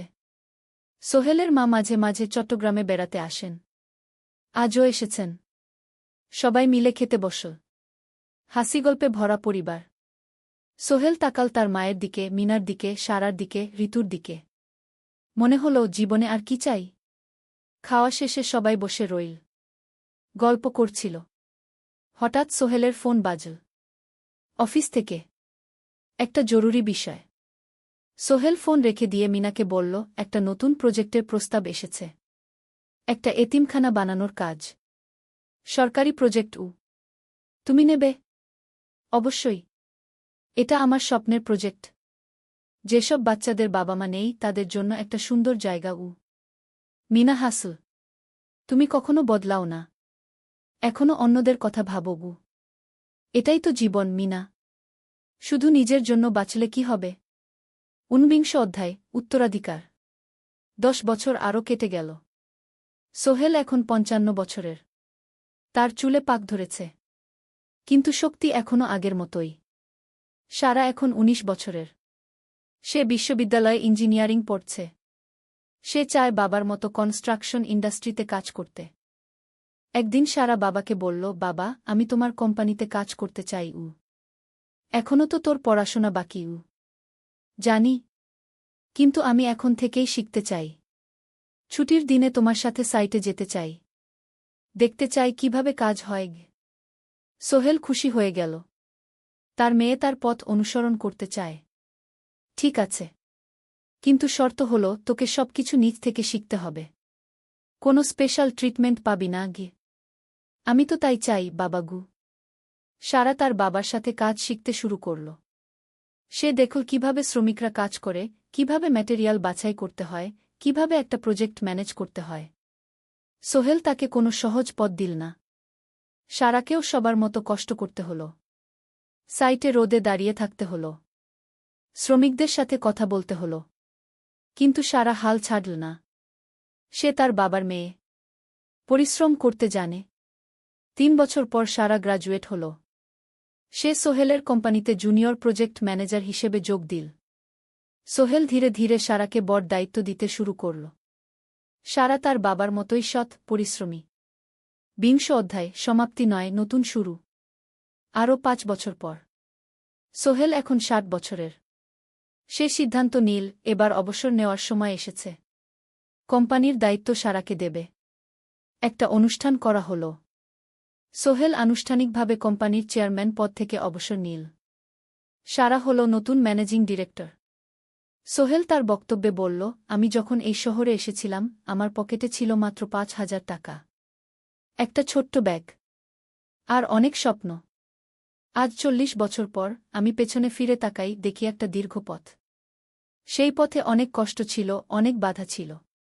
কিন্তু ছিল অনেক ভালোবাসাও। অনেক মানুষের সাহায্যও। আমি বিশ্বাস করি সফলতা একা আসে না। এটা আসে অনেক মানুষের সমর্থন, ভালোবাসা আর বিশ্বাস নিয়ে। আমি যা কিছু অর্জন করেছি তা আমার একার না। এটা আমার পরিবারের, আমার কর্মচারীদের, আমার বন্ধুদের, সবার। আজ আমি আমার মেয়ে সারার হাতে এই দায়িত্ব তুলে দিচ্ছি। আমি জানি সে আমার চেয়ে ভালো করবে। কারণ সে শিখেছে আমার ভুল থেকে, আমার অভিজ্ঞতা থেকে। অনুষ্ঠান শেষ হল। সবাই চলে গেল। সোহেল আর মিনা অফিসে একা দাঁড়িয়ে রইল। মিনা, মনে আছে আমরা প্রথম কখন দেখা হয়েছিলাম? হ্যাঁ, তোমার সেই ছোট্ট মুদি দোকানে। তুমি বিস্কুট কিনতে এসেছিলে। কে ভেবেছিল সেই দিন থেকে আমাদের এই পর্যস্বপ্নের শহর। প্রথম অধ্যায়, যাত্রা শুরু। সকাল 7টা বেজে গেছে। ঢাকার কমলাপুর রেলস্টেশনে মানুষের ভিড়। চারদিকে চা বিস্কুট বিক্রেতাদের চিৎকার, ট্রেনের হর্ন আর যাত্রীদের কোলাহল। এই বিশাল ভিড়ের মধ্যে একটা ছোট্ট ব্যাগ হাতে দাঁড়িয়ে আছে সোহেল। বয়স মাত্র 22। গায়ের রং শ্যামলা, চোখে স্বপ্নের ঝিলিক। ভাইজা, চট্টগ্রামের টিকিট আছে? সোহেল টিকিট কাউন্টারের সামনে দাঁড়িয়ে জিজ্ঞেস করল। আছে। 3 টাকা। কাউন্টারের লোকটা উত্তর দিল। সোহেল তার পকেট থেকে টাকা বের করল। মোট 5,000 টাকা। এই টাকা সে জমিয়েছে গত 3 বছরে রিকশা চালিয়ে। তার স্বপ্ন ছিল চট্টগ্রাম গিয়ে একটা ভালো চাকরি পাওয়া। গ্রামে আর থাকতে চায় না সে। বাবা মারা গেছেন 10 বছর আগে। মা আর ছোট বোন ঋতুকে নিয়ে সংসার চালাচ্ছিল রিকশা চালিয়ে। কিন্তু এভাবে তো আর সারা জীবন চলবে না। টিকিট কেটে সোহেল প্ল্যাটফর্মে এল। ট্রেন ছাড়বে আর মাত্র 15 মিনিট পরে। সে একটা বেঞ্চে বসে পড়ল। ব্যাগটা বুকের কাছে চেপে ধরল। এই ব্যাগে আছে তার সব সম্পদ, কিছু কাপড়, একটা ছোট্ট ফটো ফ্রেমে বাবা মায়ের ছবি, আর কিছু টাকা। কোথায় যাচ্ছেন? পাশে বসা একজন বয়স্ক মানুষ জিজ্ঞেস করলেন। চট্টগ্রাম কাকা। চাকরি খুঁজতে যাচ্ছি। কে? সোহেল বিনয়ের সাথে উত্তর দিল। ভালো। তবে শহরে সাবধানে থাকবেন। শহর মানে অনেক সুযোগ, কিন্তু অনেক ফাঁদও আছে। বয়স্ক লোকটা বললেন। সোহেল মাথা নাড়ল। সে জানে শহরের জীবন সহজ না। কিন্তু তার কোনো বিকল্প নেই। গ্রামে রিকশা চালিয়ে মাসে 3,500 টাকা আয় হতো। তার মধ্যে সংসার চালাতে হতো, বোনের স্কুলের খরচ দিতে হতো, মায়ের ওষুধের খরচ দিতে হতো। কিছুই বাঁচত না। আর এই জীবন থেকে বেরোনোর একটাই পথ, শহরে গিয়ে ভালো কাজ খুঁজে নেওয়া। সোহেল মনে মনে ভাবল তার বাবার কথা। বাবা ছিলেন একজন স্কুল শিক্ষক। খুব সৎ মানুষ ছিলেন। সবসময় বলতেন, সোহেল, তুই লেখাপড়া শিখে বড় মানুষ হবি। আমাদের পরিবারে আর কেউ বড় চাকরি করেনি। তুই করবি কি? কিন্তু বাবা যখন মারা গেলেন তখন সোহেল মাত্র এসএসসি পরীক্ষা দিয়েছে। ফলাফল ভালো হয়েছিল, জিপিএ অর্ধচতু। কিন্তু বাবার মৃত্যুর পর আর পড়া হল না। পরিবারের দায়িত্ব নিতে হল। ট্রেন ছাড়ল। সোহেল জানালার পাশে বসে বাইরে তাকাল। ধানক্ষেত, নদী, ছোট ছোট গ্রাম, সব পেছনে ফেলে ট্রেন এগিয়ে চল। সোহেলের মনে হল সে যেন তার পুরনো জীবনটাকেও পেছনে ফেলে আসছে। ট্রেনে একজন হকার এসে চা বিক্রি করছিল। সোহেল একটা চা কিনল। 10 টাকা। চা খেতে খেতে সে ভাবছিল চট্টগ্রাম পৌঁছে কি হবে। করিম মামা তাকে সাহায্য করবেন তো? চাকরি পাওয়া যাবে তো? করিম মামা আসলে সোহেলের খুব দূর সম্পর্কের মামা। সোহেলের দাদির বোনের ছেলে। অনেক বছর আগে গ্রাম ছেড়ে চট্টগ্রামে চলে গিয়েছিলেন। সেখানে একটা কনস্ট্রাকশন কোম্পানিতে কাজ করেন। বছরে একবার দুবার গ্রামে আসতেন। গত বছর যখন এসেছিলেন তখন সোহেলের মাকে বলেছিলেন সোহেলকে চট্টগ্রাম পাঠান। আমি একটা কাজের ব্যবস্থা করে দেব। সেই কথাতেই ভরসা করে সোহেল আজ এই যাত্রা। দ্বিতীয় অধ্যায়, নতুন শহর। চট্টগ্রাম পৌঁছাতে প্রায় 6 ঘণ্টা লেগে গেল।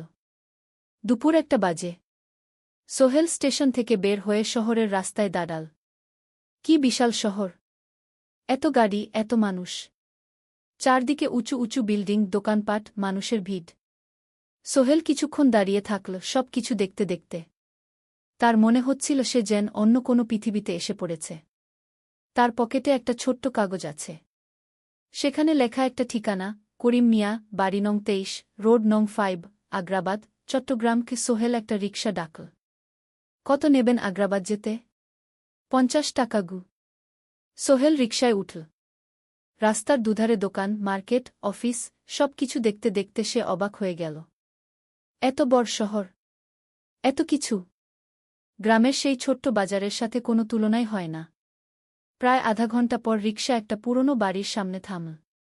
3 তলা বাড়ি, কিন্তু রং উঠে গেছে। সিঁড়ি দিয়ে উঠে 3য় তলায় করিম মামার ফ্ল্যাটে নক করল। দরজা খুলল এক মধ্যবয়সী মহিলা। কে?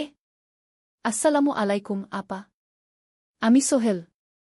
নোয়াখালীর গ্রাম থেকে এসেছি। করিম মামা বাড়িতে আছেন? মহিলা তাকে মাথা থেকে পা পর্যন্ত দেখল। করিম তো অফিসে গেছে। তুমি কে? কোথা থেকে এসেছ? সোহেল সব খুলে বলল। মহিলা তাকে ভেতরে ঢুকতে দিল। বসো। করিম সন্ধ্যায় ফিরবে গু। ফ্ল্যাটটা ছোট। 2টো রুম, একটা ছোট্ট রান্নাঘর আর একটা বাথরুম। কিন্তু সোহেলের কাছে খুব সুন্দর লাগল। গ্রামের সেই টিনের ঘরের চেয়ে তো অনেক ভালো। মহিলা তার নাম জানাল সালমা। করিম মামার স্ত্রী। তাদের 2টো ছেলে, একজন ক্লাস 8-এ পড়ে, আরেকজন ক্লাস 5-এ। খেয়েছ? সালমা আপা জিজ্ঞেস করল। না আপা গু। অপেক্ষা করো। ভাত আছে, মাছ আছে।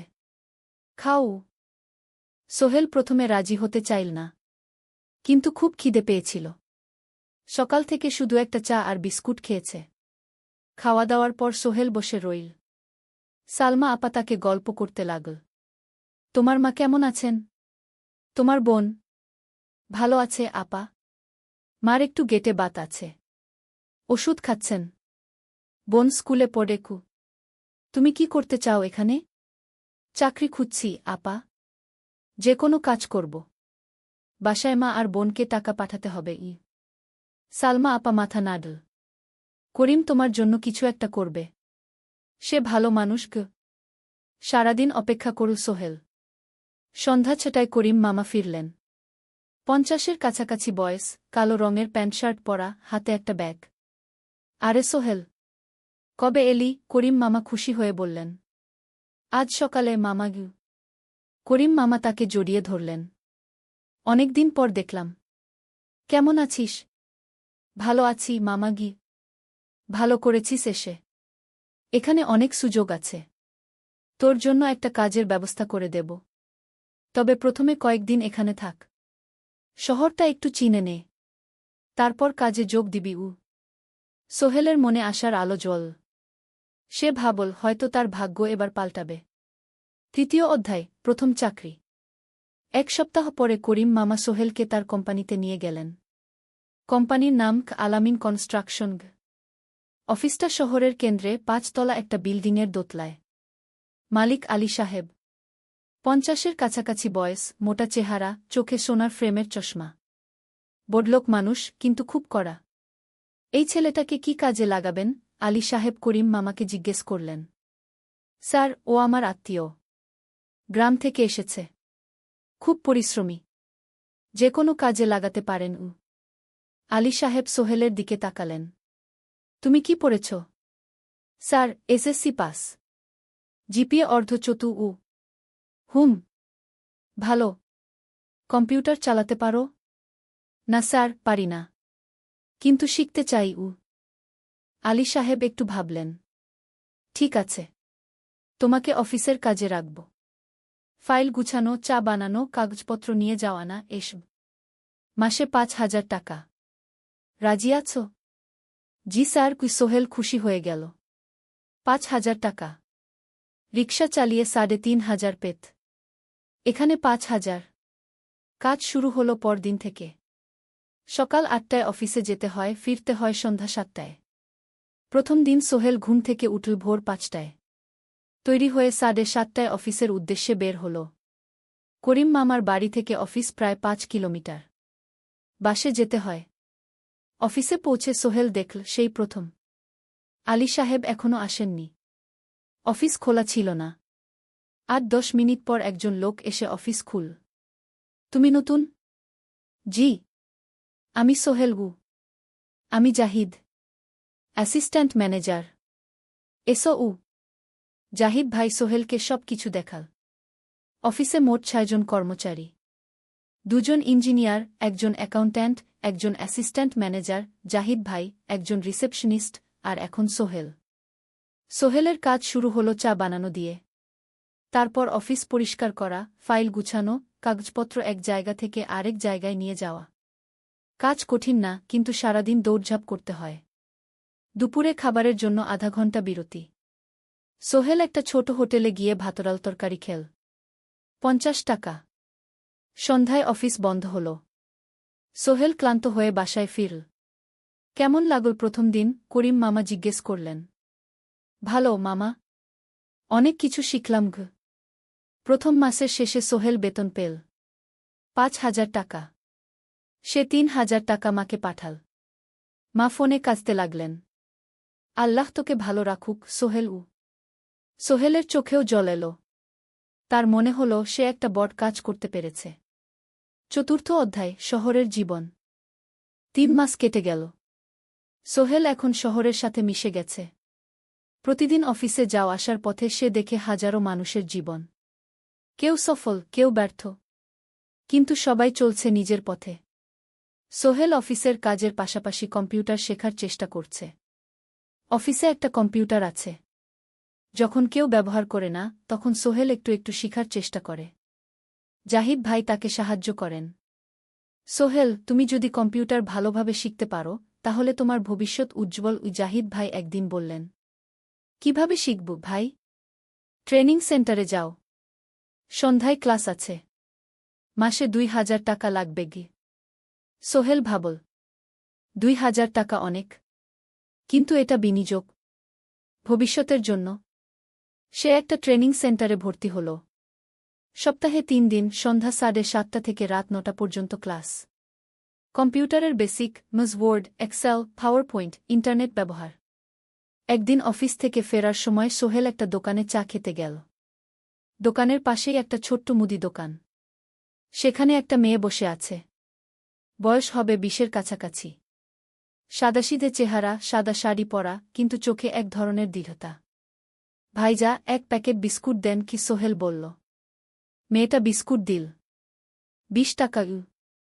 সোহেল টাকা দিয়ে যাচ্ছিল, হঠাৎ মেয়েটা বলল, আপনি নতুন এসেছেন এই এলাকায়, তাই না? হ্যাঁ। ৩ মাস হল। কিভাবে বুঝলেন? আপনার চেহারা দেখেই বোঝা যায়। এখনও গ্রামের ছোঁয়া আছে। আর আপনি প্রতিদিন এই পথ দিয়ে যান। দেখেছি কি? মেয়েটা হাসল। সোহেলও হেসে ফেল। আপনি খুব পর্যবেক্ষক মনে হচ্ছে গি।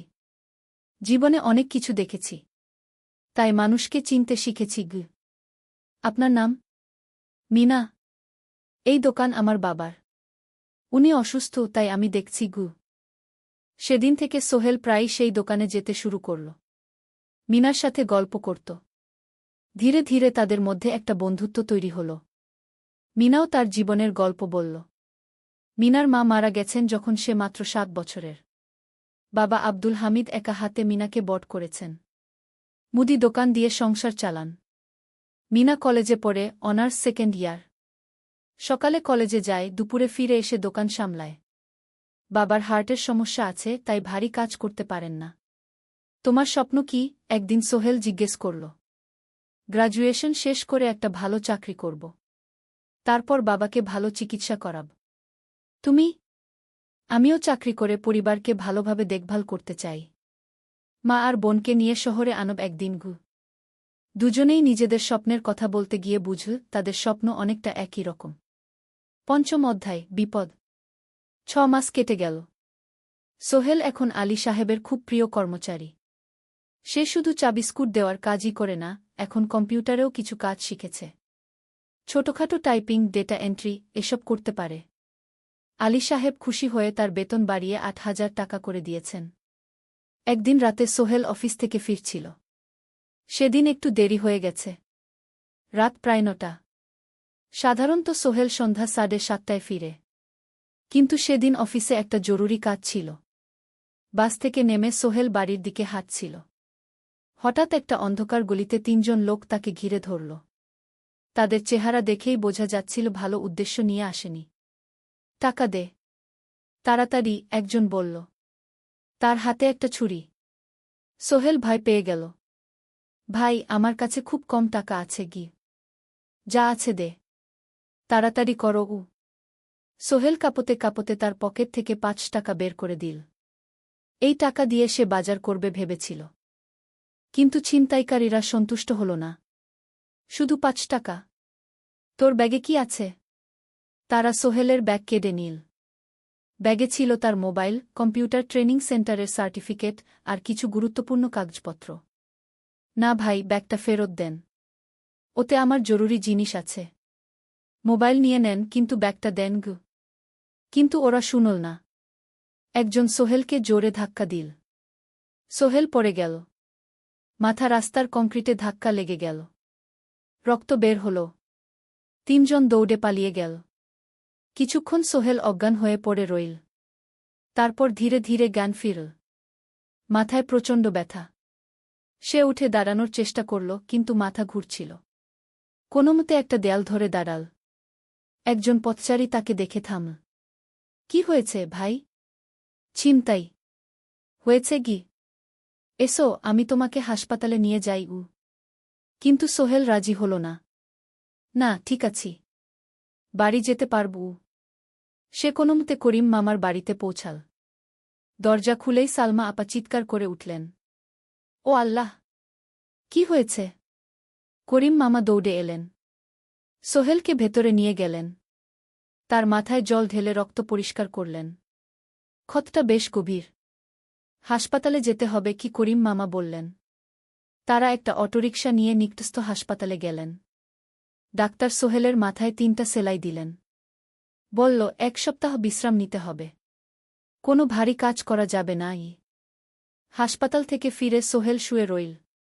তার মনে হচ্ছিল সবকিছু শেষ হয়ে গেছে। মোবাইল চলে গেছে, গুরুত্বপূর্ণ কাগজপত্র চলে গেছে। এখন ১ সপ্তাহ অফিস করতে পারবে না। পরদিন সকালে করিম মামা আলী সাহেবকে ফোন করে সব জানালেন।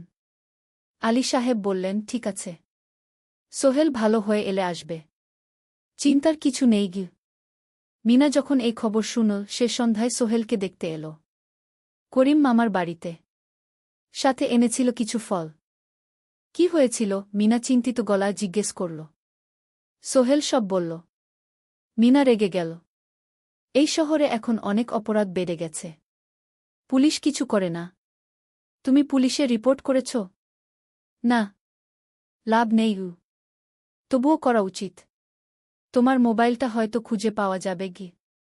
করিম মামা সোহেলকে নিয়ে পুলিশ স্টেশনে গেলেন। জেনারেল ডায়েরি করলেন। কিন্তু পুলিশ খুব একটা আশা দিল না। দেখি কিছু করা যায় কিনা গু। সোহেল বুঝল মোবাইল আর ফিরবে না। সেই এক সপ্তাহ সোহেলের জীবনের সবচেয়ে কঠিন সময় ছিল। সে শুধু শারীরিকভাবেই ক্ষতিগ্রস্ত হয়নি, মানসিকভাবেও ভেঙে পড়েছিল। প্রতিরাতে দুঃস্বপ্ন দেখত। সেই ৩ জন ছিনতাইকারীর মুখ ভুলতে পারছিল না। মিনা প্রায় প্রতিদিন আসত। তাকে সাহস দিত। তুমি হাল ছেড়ো না, সোহেল। জীবনে এরকম খারাপ সময় আসে। কিন্তু এটা কাটিয়ে ওঠাই হলো আসল বীরত্ব। সোহেলের মা গ্রাম থেকে ফোন করতেন। করিম মামার মোবাইল থেকে। তুই ভালো আছিস তো? সোহেল মাকে সব সত্যি বলেনি। শুধু বলেছে, হ্যাঁ মা, ভালো আছি। একটু জ্বর হয়েছিল। এখন ভালো। ১ সপ্তাহ পর সোহেল আবার অফিসে গেল। আলী সাহেব তাকে দেখে খুশি হলেন। কেমন আছো? ভালো আছি স্যার। ঠিক আছে। তবে প্রথম কয়েকদিন হালকা কাজ করবে। সোহেল আবার কাজে মন দিল। কিন্তু একটা জিনিস তাকে খুব কষ্ট দিচ্ছিল, তার মোবাইল নেই। মায়ের সাথে কথা বলতে পারছে না নিয়মিত। করিম মামার মোবাইল চাইতে সংকোচ লাগে। একদিন জাহিদ ভাই তাকে ডাকলেন। সোহেল, আমার একটা পুরনো মোবাইল আছে। তুমি ব্যবহার করো? না ভাই, আমি নাও। আমার কাজে লাগছে না। তুমি রাখো। সোহেল কৃতজ্ঞতায় প্রায় কেঁদে ফেল। ধন্যবাদ ভাই। মোবাইল পেয়ে সোহেল প্রথমেই মাকে ফোন করল। মা খুব খুশি হলেন। এতদিন ফোন করিসনি কেন? মা, মোবাইলটা নষ্ট হয়ে গিয়েছিল। নতুন নিয়েছি। মায়ের গলায় স্বস্তি ফুটে উঠল। ৬ষ্ঠ অধ্যায়, নতুন সুযোগ। আরও ৩ মাস কেটে গেল। সোহেল পুরোপুরি সুস্থ হয়ে গেছে। তার জীবন আবার স্বাভাবিক হয়ে এসেছে। সে এখন কম্পিউটার ট্রেনিং শেষ করেছে। সার্টিফিকেট পেয়েছে। কিন্তু একটা ঘটনা তার জীবনে বড় পরিবর্তন নিয়ে এলো। একদিন সকালে আলী সাহেব তাকে ডাকলেন। সোহেল, বসো। সোহেল বসল। মনে একটু ভয় লাগছিল। আলী সাহেব কি তাকে বকবেন? সোহেল, তুমি তো এখন কম্পিউটার চালাতে পারো? জি স্যার, একটু একটু শিখেছি। ভালো। আমি তোমার কাজ দেখছি। তুমি খুব পরিশ্রমী। আর সৎ। আমাদের কোম্পানিতে এরকম মানুষের দরকার। সোহেল কিছু বুঝতে পারছিল না। আমি তোমাকে একটা সুযোগ দিতে চাই। আমাদের কোম্পানি একটা ট্রেনিং প্রোগ্রাম চালু করছে নতুন কর্মচারীদের জন্য। ৬ মাসের কোর্স। কম্পিউটার অ্যাকাউন্টিং, ভবন নির্মাণের হিসাব নিকাশ, প্রজেক্ট ম্যানেজমেন্ট সব শিখবে। কোম্পানি সব খরচ দেবে। ট্রেনিংয়ের সময় তোমার বেতনও চলবে। রাজি আছো? সোহেল বিশ্বাস করতে পারছিল না। স্যার, সত্যি? আমাকে এত বড় সুযোগ দিচ্ছেন? হ্যাঁ। তুমি ভালো ছেলে। পরিশ্রমী। আমি তোমাকে এগিয়ে দিতে চাই। ভবিষ্যতে তুমি এই কোম্পানির একজন গুরুত্বপূর্ণ কর্মচারী হবে। সোহেল কৃতজ্ঞতায় প্রায় কেঁদে ফেল। ধন্যবাদ স্যার। আমি কঠোর পরিশ্রম করব। আমি জানি। সেদিন সন্ধ্যায় সোহেল মিনার দোকানে গেল। মিনাকে খবরটা দিল। মিনা খুব খুশি হল। তার চোখে জল এসে গেল। তুমি পারবে সোহেল। আমি জানি। সোহেল তার মা আর বোনকেও ফোন করে খবরটা দিল। মা কাঁদতে লাগলেন। তোর বাবা বেঁচে থাকলে কত খুশি হতো। ট্রেনিং শুরু হলো পরের মাস থেকে। প্রতিদিন সকালে ৩ ঘন্টা ক্লাস, তারপর বাকি সময় অফিসের কাজ। ক্লাসে ৫ জন নতুন কর্মচারী। সবাই তরুণ, উৎসাহী। শিক্ষক ছিলেন একজন অভিজ্ঞ ইঞ্জিনিয়ার। নাম রহিম স্যার। তিনি খুব ভালোভাবে সব কিছু বুঝাতেন। কম্পিউটার অ্যাকাউন্টিং, এক্সেলে জটিল ক্যালকুলেশন, প্রজেক্টের বাজেট তৈরি, সময় ব্যবস্থাপনা সব। সোহেল পুরো মনোযোগ দিয়ে শিখতে লাগল। সন্ধ্যায় বাড়ি ফিরে প্র্যাকটিস করত। করিম মামার ছেলের কাছ থেকে একটা ল্যাপটপ ধার নিত কখনো কখনো। ৬ মাস পরে ট্রেনিং শেষ হল। সবাই সার্টিফিকেট পেল। আলী সাহেব একটা অনুষ্ঠান করলেন। সোহেল সেরা পারফর্মার হিসেবে একটা বিশেষ পুরস্কার পেল, ৫,০০০ টাকা বোনাস। আলী সাহেব ঘোষণা করলেন, সোহেল, আজ থেকে তুমি আমাদের জুনিয়র অ্যাকাউন্ট অ্যাসিস্ট্যান্ট। তোমার বেতন ১৫,০০০ টাকা। সোহেল অবাক হয়ে গেল। ৮,০০০ থেকে ১৫,০০০। প্রায় দ্বিগুণ। সেদিন রাতে সোহেল ঘুমাতেই পারল না। খুশিতে, উত্তেজনায় তার চোখে ঘুম নেই। সে ভাবল তার জীবন কিভাবে বদলে যাচ্ছে। 2 বছর আগে যে রিকশা চালাত, আজ সে একটা নামকরা কোম্পানির অ্যাকাউন্ট অ্যাসিস্ট্যান্ট। 7ম অধ্যায়, প্রেম ও প্রস্তাব। 1.5 বছর হয়ে গেল সোহেলের চট্টগ্রাম আসার। সে এখন একজন সফল যুবক। তার মা গ্রামে খুব খুশি। প্রতি মাসে সোহেল 10,000 টাকা পাঠায়। ছোট বোন ঋতু এখন কলেজে ভর্তি হয়েছে সোহেলের পাঠানো টাকায়। মায়ের চিকিৎসাও ভালোভাবে হচ্ছে। মিনার সাথে সোহেলের সম্পর্ক এখন আর শুধু বন্ধুত্ব নয়। দুজন দুজনকে ভালোবাসে। কিন্তু কেউ কাউকে সরাসরি বলার সাহস পায়নি। প্রতিদিন দেখা হয়, গল্প হয়, কিন্তু সেই একটা কথা বলা হয়ে ওঠে না। একদিন শুক্রবার ছুটির দিন। সোহেল মিনাকে বলল, আজ কি একটু ঘুরতে যাবে? কোথায়? পতেঙ্গা বিচ। তুমি কি কখনো গেছ? না। কিন্তু আমার দোকান গ। শুক্রবার। তোমার বাবা সামলাবে গ। মিনা রাজি হয়ে গেল। দুপুরে দুজনে বাস নিয়ে পতেঙ্গা গেল। সমুদ্র দেখে মিনা অবাক হয়ে গেল। কি সুন্দর! দুজনে বালিতে বসল। ঢেউয়ের শব্দ শুনতে শুনতে গল্প করছিল। হঠাৎ সোহেল বলল, মিনা, তোমার সাথে কিছু বলার ছিল। বলো। সোহেল একটা লম্বা শ্বাস নিল। তুমি জানো, আমি তোমাকে ভালোবাসি। মিনা হাসল। তার চোখ ভিজে গেল। জানি। আমিও তোমাকে ভালোবাসি, সোহেল। সোহেল অবাক হয়ে গেল। সত্যি? হ্যাঁ। অনেকদিন ধরেই জানি। তুমি আমার জীবনে এসে সব কিছু বদলে দিয়েছ। তোমার সাথে থাকলে আমার মনে হয় আমি যে কোনো কিছু করতে পারব। দুজনে কিছুক্ষণ চুপ করে বসে রইল। সমুদ্রের ঢেউ এসে পায়ে লাগছিল। সূর্য পশ্চিমে ঢলে পড়ছে। আকাশ লালকুমলা হয়ে গেছে। কিন্তু আমার বাবার সাথে কথা বলতে হবে, কি মিনা বলল। আমি তৈরি। যখন বলবে তখন বলব। পরের সপ্তাহে সোহেল মিনার বাবার সাথে কথা বলল। আব্দুল হামিদ সাহেব প্রথমে একটু দ্বিধা করলেন। তুমি কোনো পরিবারের ছেলে? তোমার বাবা কি করতেন? সোহেল সব সত্যি বলল। তার বাবা ছিলেন স্কুল শিক্ষক। মারা গেছেন 10 বছর আগে। মা গ্রামে থাকেন। ছোট বোন কলেজে পড়ে। তুমি নিজে কি করো? আমি আলামিন কনস্ট্রাকশন কোম্পানিতে জুনিয়র অ্যাকাউন্ট অ্যাসিস্ট্যান্ট। মাসে 15,000 টাকা বেতন। আব্দুল হামিদ সাহেব ভাবলেন। তারপর বললেন, দেখো, মিনা আমার একমাত্র সন্তান। তার মা নেই। আমি একা তাকে বড় করেছি। আমি চাই মিনা একজন ভালো ছেলের সাথে বিয়ে হোক। তুমি দেখতে ভালো ছেলে মনে হচ্ছে। কিন্তু আমাকে তোমার মায়ের সাথে দেখা করতে হবে। তোমার পরিবারকে জানতে হবে। জি আঙ্কেল। আমি ব্যবস্থা করছি। সোহেল খুশিতে আটখানা। সে সেদিন রাতেই তার মাকে ফোন করল। মাকে সব বলল। মা প্রথমে অবাক হলেন। তারপর খুশি হলেন। মিনা মেয়েটা কেমন? খুব ভালো, মা। তুমি দেখলে পছন্দ করবে। ঠিক আছে। আমি আর ঋতু আসছি চট্টগ্রাম। 2 সপ্তাহ পর সোহেলের মা আর বোন চট্টগ্রাম এলো। সোহেল তাদের নিয়ে মিনার বাড়িতে গেল। 2 পরিবার একসাথে বসল। মিনার বাবা সোহেলের মাকে দেখে খুশি হলেন। সোহেলের মা সহজ সরল ভদ্রমহিলা। আপনার ছেলে খুব ভালো। মিনা তাকে পছন্দ করে। আমিও রাজি। আব্দুল হামিদ সাহেব বললেন। আমার সোহেল সৎ ছেলে। মিনাকে খুব ভালোবাসে। আমি জানি ও মিনাকে সুখে রাখবে। কি সোহেলের মা বললেন। বিয়ের তারিখ ঠিক হল। 3 মাস পর। এই 3 মাসে সোহেল যথেষ্ট টাকা জমাবে। বিয়ে হবে সাদামাটা কিন্তু সুন্দর। 8ম অধ্যায়, নতুন পথ। 3 মাস কেটে গেল দ্রুত। সোহেল প্রতিদিন কঠোর পরিশ্রম করছিল। অফিসে তার কাজের প্রশংসা হচ্ছে।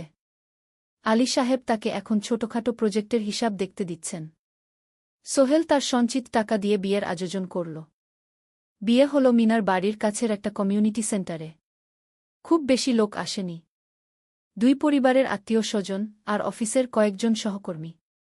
কিন্তু অনুষ্ঠান ছিল খুব সুন্দর। সোহেল যখন মিনাকে বিয়ের পোশাকে দেখল, তার মনে হল পৃথিবীর সবচেয়ে সুন্দর মেয়ে সে। লাল শাড়ি পরা, মুখে হালকা মেকআপ, কিন্তু তার স্বাভাবিক সৌন্দর্য ছিল আসল। বিয়ের পর সোহেল একটা ছোট্ট ফ্ল্যাট ভাড়া নিল। 2 রুমের ফ্ল্যাট, মাসে ভাড়া 5,000 টাকা। মিনা এখনও তার পড়াশোনা চালিয়ে যাচ্ছে। আরও 1 বছর বাকি গ্র্যাজুয়েশন শেষ হতে। সোহেলের মা আর বোন গ্রামে ফিরে গেল। মা বলে গেলেন, সোহেল, মিনাকে ভালো রাখিস। মেয়েরা অনেক ত্যাগ করে সংসার করতে গু। জানি মা গু। নতুন জীবন শুরু হল। সোহেল সকালে অফিসে যায়, সন্ধ্যায় ফেরে। মিনা সকালে কলেজে যায়, দুপুরে ফিরে রান্না করে, ঘর গোছায়। সন্ধ্যায় দুজনে একসাথে বসে পড়াশোনা করে, গল্প করে, টিভি দেখে। জীবন সুন্দর ছিল। কিন্তু চ্যালেঞ্জও ছিল। মাসিক খরচ, ভাড়া 5,000, বাজার 3,000, বিদ্যুৎ গ্যাস 1,000, মায়ের জন্য 5,000, মিনার কলেজের খরচ 1,200। মোট প্রায় 14,000 টাকা। বাঁচত মাত্র 1,000 খানেক। কিন্তু সোহেল হাল ছাড়ল না। সে সন্ধ্যায় একটা কম্পিউটার ট্রেনিং সেন্টারে পার্ট টাইম পড়ানো শুরু করল। সপ্তাহে 3 দিন 2 ঘন্টা করে। এতে মাসে আরও 3,000 টাকা আসতে লাগল। মিনাও বসে থাকল না। সে বাড়িতে বসে কয়েকজন স্কুলের ছাত্রছাত্রীকে টিউশন পড়াতে শুরু করল। মাসে 2,000 টাকা আয়। এভাবে কেটে গেল 6 মাস। দুজন মিলে পরিবার চালাচ্ছে, স্বপ্ন দেখছে। একদিন সোহেল বলল, মিনা, আমি একটা নতুন স্বপ্ন দেখছি গু। কি? আমি নিজে একটা ছোট্ট কনস্ট্রাকশন কোম্পানি খুলতে চাই। ছোট ছোট প্রজেক্ট নেব। বাড়ি মেরামত, ছোট বিল্ডিং বানানো, এসব। তোমার কি যথেষ্ট অভিজ্ঞতা আছে?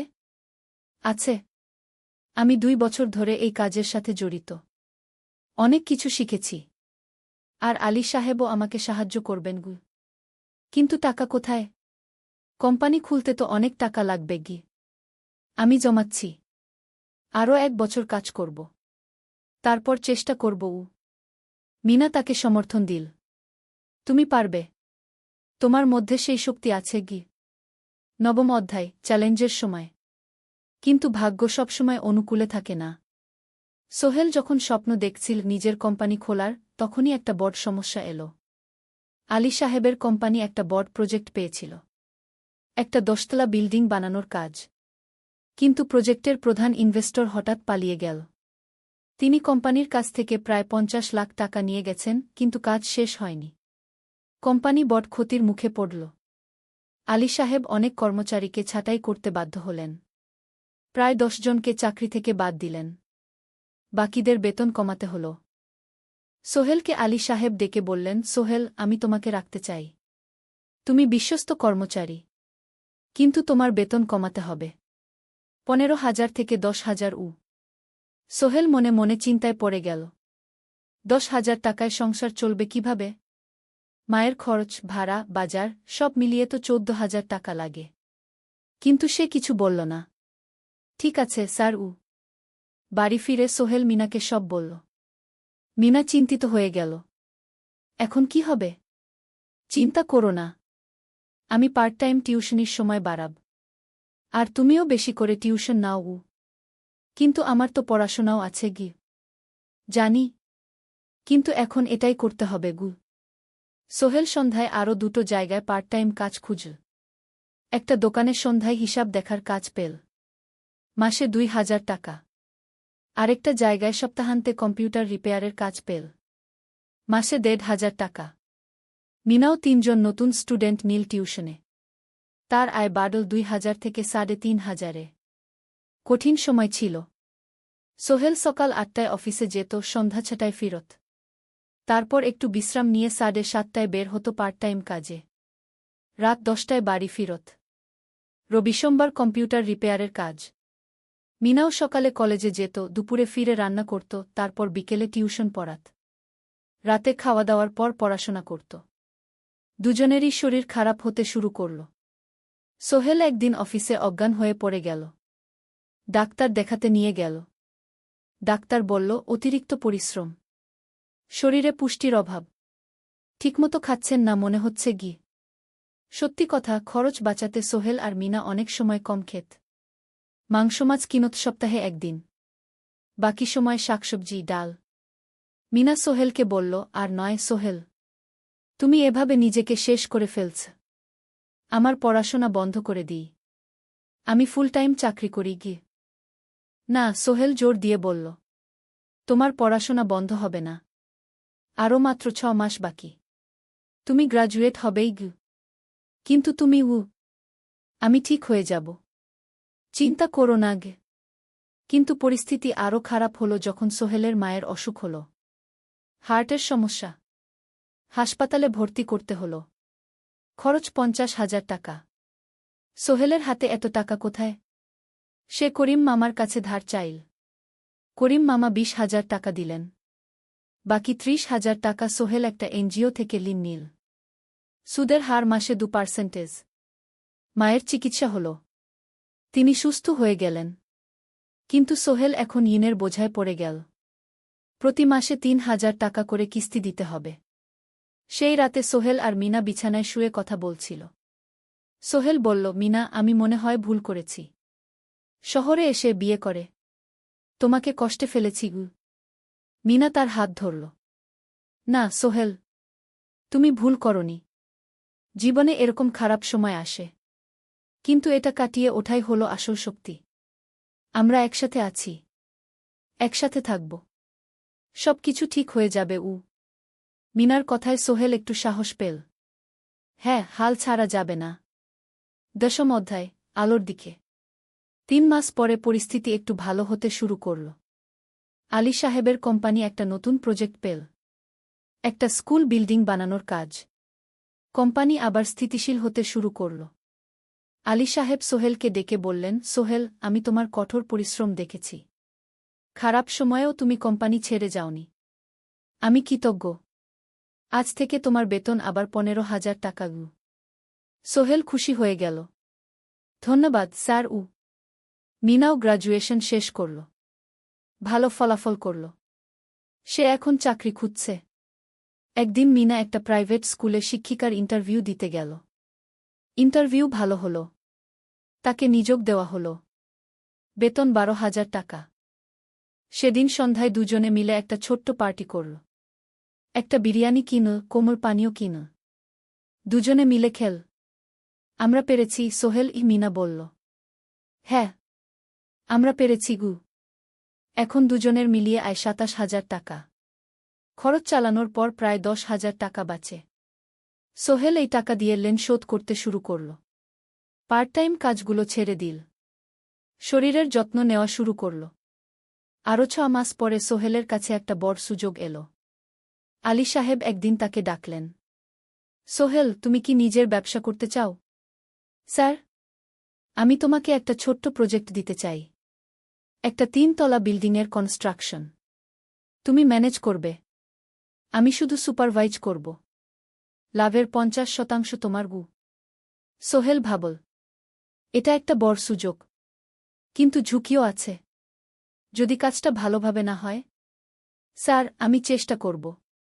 কিন্তু যদি ভুল হয়? ভুল হবে না। আমি তোমার উপর বিশ্বাস রাখছি। তুমি পারবে গু। সোহেল রাজি হয়ে গেল। এই প্রজেক্ট তার জীবনে টার্নিং পয়েন্ট হতে পারে। 11 অধ্যায়, স্বপ্ন পূরণের পথে। পরের 6 মাস সোহেল খুব কঠোর পরিশ্রম করল। প্রজেক্টটা ম্যানেজ করা সহজ ছিল না। শ্রমিক নিযোগ, ম্যাটেরিয়াল কেনা, কাজের তদারকি, সময়মতো কাজ শেষ করা, সব দায়িত্ব তার। প্রথম 2 মাস খুব চাপের মধ্যে গেল। একদিন একজন শ্রমিক কাজ করতে গিয়ে আহত হল। সোহেল তাকে হাসপাতালে নিয়ে গেল, তার চিকিৎসার খরচ দিল। এতে প্রজেক্টের বাজেট একটু বাড়ল, কিন্তু সোহেল জানত এটা করা দরকার। আরেকদিন ভুল ম্যাটেরিয়াল ডেলিভারি হল। সোহেল সেগুলো ফেরত পাঠাল, সঠিক জিনিস আনাল। এতে 3 দিন দেরি হল, কিন্তু কাজের মান ঠিক রইল। মিনা তাকে সবসময় সাপোর্ট করছিল। সে এখন চাকরিতে স্থিতিশীল। স্কুলের বাচ্চারা তাকে পছন্দ করে। প্রিন্সিপাল তার কাজে খুশি। প্রজেক্ট শেষ হল 6 মাসে। সময়মতো, বাজেটের মধ্যে। বিল্ডিংয়ের মালিক খুব খুশি হলেন। তিনি আলী সাহেবকে ধন্যবাদ দিলেন। আলী সাহেব বললেন, ধন্যবাদ আমাকে না, এই ছেলেকে দিন। সোহেল পুরো প্রজেক্ট ম্যানেজ করেছে গু। প্রজেক্ট থেকে মোট লাভ হল 3 লাখ টাকা। সোহেল পেল 1.5 লাখ টাকা। তার জীবনে এত টাকা এই প্রথম। সে করিম মামার ঋণ শোধ করল। এনজিওর বাকি ঋণ শোধ করল। তারপর তার মাকে 50,000 টাকা পাঠাল। মা দিয়ে গ্রামের বাড়িটা একটু মেরামত করাল, বোন ঋতুর জন্য একটা ল্যাপটপ কিনল। বাকি টাকা দিয়ে সোহেল একটা ব্যাংক অ্যাকাউন্টে জমা রাখল। ভবিষ্যতের জন্য।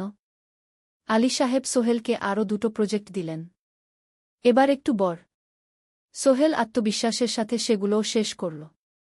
2 বছর পরে সোহেল সিদ্ধান্ত নিল, এবার নিজের কোম্পানি খোলার সময় এসেছে। দ্বাদশ অধ্যায়, নতুন শুরু। সোহেল তার সব জমানো টাকা দিয়ে একটা ছোট্ট অফিস ভাড়া নিল। 2 রুমের অফিস। একটা রুমে কাজের জায়গা, আরেকটায় ছোট্ট মিটিং রুম। অফিসের সামনে একটা বোর্ড লাগাল, Sohel construction and development. Mina তাকে সাহায্য করছিল। সে অফিসের অ্যাকাউন্টস দেখত সন্ধ্যায় স্কুল থেকে ফিরে। দুজন মিলে একটা টিম। প্রথমে ছোট ছোট কাজ নিল। বাড়ি মেরামত, দোকান সংস্কার, ছোট বিল্ডিং কনস্ট্রাকশন। কাজের মান ভালো রাখার চেষ্টা করল। সময়মতো শেষ করল। দাম ন্যায্য রাখল। ধীরে ধীরে সোহেলের সুনাম ছড়িয়ে পড়ল। মানুষ তাকে বিশ্বাস করত। তার কাছে নতুন নতুন কাজ আসতে লাগল। প্রথম বছর খুব কষ্ট হল। কখনো লাভ হতো, কখনো লস। কিন্তু সোহেল থেমে থাকল না। সে শিখতে লাগল ব্যবসা কিভাবে চালাতে হয়। দ্বিতীয় বছরে পরিস্থিতি ভালো হল। সোহেল এখন 3 জন স্থায়ী কর্মচারী নিয়োগ দিল। একজন ইঞ্জিনিয়ার, একজন সুপারভাইজার, একজন অফিস সহায়ক। তৃতীয় বছরে একটা বড় প্রজেক্ট পেল। একটা স্কুল বিল্ডিং বানানোর কাজ। 5 তলা বিল্ডিং। সোহেল পুরো মনোযোগ দিয়ে কাজটা করল। শ্রমিকদের ভালো বেতন দিল, ভালো ম্যাটেরিয়াল ব্যবহার করল, সময়মতো কাজ শেষ করল। স্কুল কর্তৃপক্ষ খুব খুশি হল। তারা সোহেলের কাজের প্রশংসা করল। এই প্রজেক্ট থেকে সোহেল প্রায় 5 লাখ টাকা লাভ করল। এই টাকা দিয়ে সে আরও ভালো একটা অফিস নিল। আরও কর্মচারী নিয়োগ দিল। এখন তার কোম্পানিতে 10 জন স্থায়ী কর্মচারী। প্রজেক্ট অনুযায়ী আরও শ্রমিক নিয়োগ দেওয়া হয়। ত্রয়োদশ অধ্যায়, পরিবার। এদিকে সোহেল আর মিনার সংসারেও খুশির খবর এল। মিনা গর্ভবতী। 9 মাস পর তাদের একটা মেয়ে হল। নাম রাখল সারা। সারা যখন জন্মাল, সোহেলের মা আর বোন চট্টগ্রামে এল। মা 1 মাস থেকে গেলেন। মিনাকে সাহায্য করলেন। সোহেল এখন একটা বড় ফ্ল্যাট ভাড়া নিয়েছে। 3 রুমের ফ্ল্যাট। একটা রুমে সোহেল, মিনা, একটায় সারা, আরেকটায় অতিথি রুম। মায়ের জন্য সোহেল সিদ্ধান্ত নিল তাকে চট্টগ্রামে নিয়ে আসবে। গ্রামে একা থাকা ঠিক না। কিন্তু মা রাজি হলেন না। না বাবা, আমি গ্রামেই থাকব। এখানে আমার পরিচিত মানুষ আছে। তোর বোনকে নিয়ে যা। ও ঢাকায় পড়ছে, চট্টগ্রামে এনে ভালো কোথাও ভর্তি করিয়ে দেগি। সোহেল তাই করল। ঋতুকে চট্টগ্রাম বিশ্ববিদ্যালয়ে ভর্তি করিয়ে দিল। ঋতু এখন সোহেলের ফ্ল্যাটে থাকে, বিশ্ববিদ্যালয়ে পড়ে। সোহেলের মনে হল তার জীবন এখন পরিপূর্ণ। স্ত্রী, মেয়ে, বোন সবাই তার কাছে। ব্যবসা ভালো চলছে। মা গ্রামে সুখে আছেন। চতুর্দশ অধ্যায়, সফলতার শিখরে। 5 বছর কেটে গেল। সোহেল এখন একজন সফল উদ্যোক্তা। তার কোম্পানি কি সোহেল কনস্ট্রাকশন অ্যান্ড ডেভেলপমেন্ট এখন চট্টগ্রামে বেশ পরিচিত। প্রায় 30 জন কর্মচারী তার অধীনে কাজ করে। সোহেল এখন শুধু ছোট প্রজেক্ট করে না, বড় বড় প্রজেক্টও করে। একটা 8 তলা বিজনেস কমপ্লেক্স বানানোর কাজ পেয়েছে। একটা হাসপাতাল বিল্ডিং বানাচ্ছে। মিনা এখনও স্কুলে পড়ায়। সে এখন ভাইস প্রিন্সিপাল।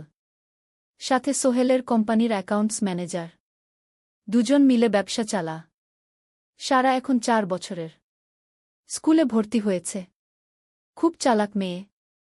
ঋতু বিশ্ববিদ্যালয় থেকে গ্রাজুয়েট হয়ে একটা ব্যাংকে চাকরি পেয়েছে। একদিন আলী সাহেব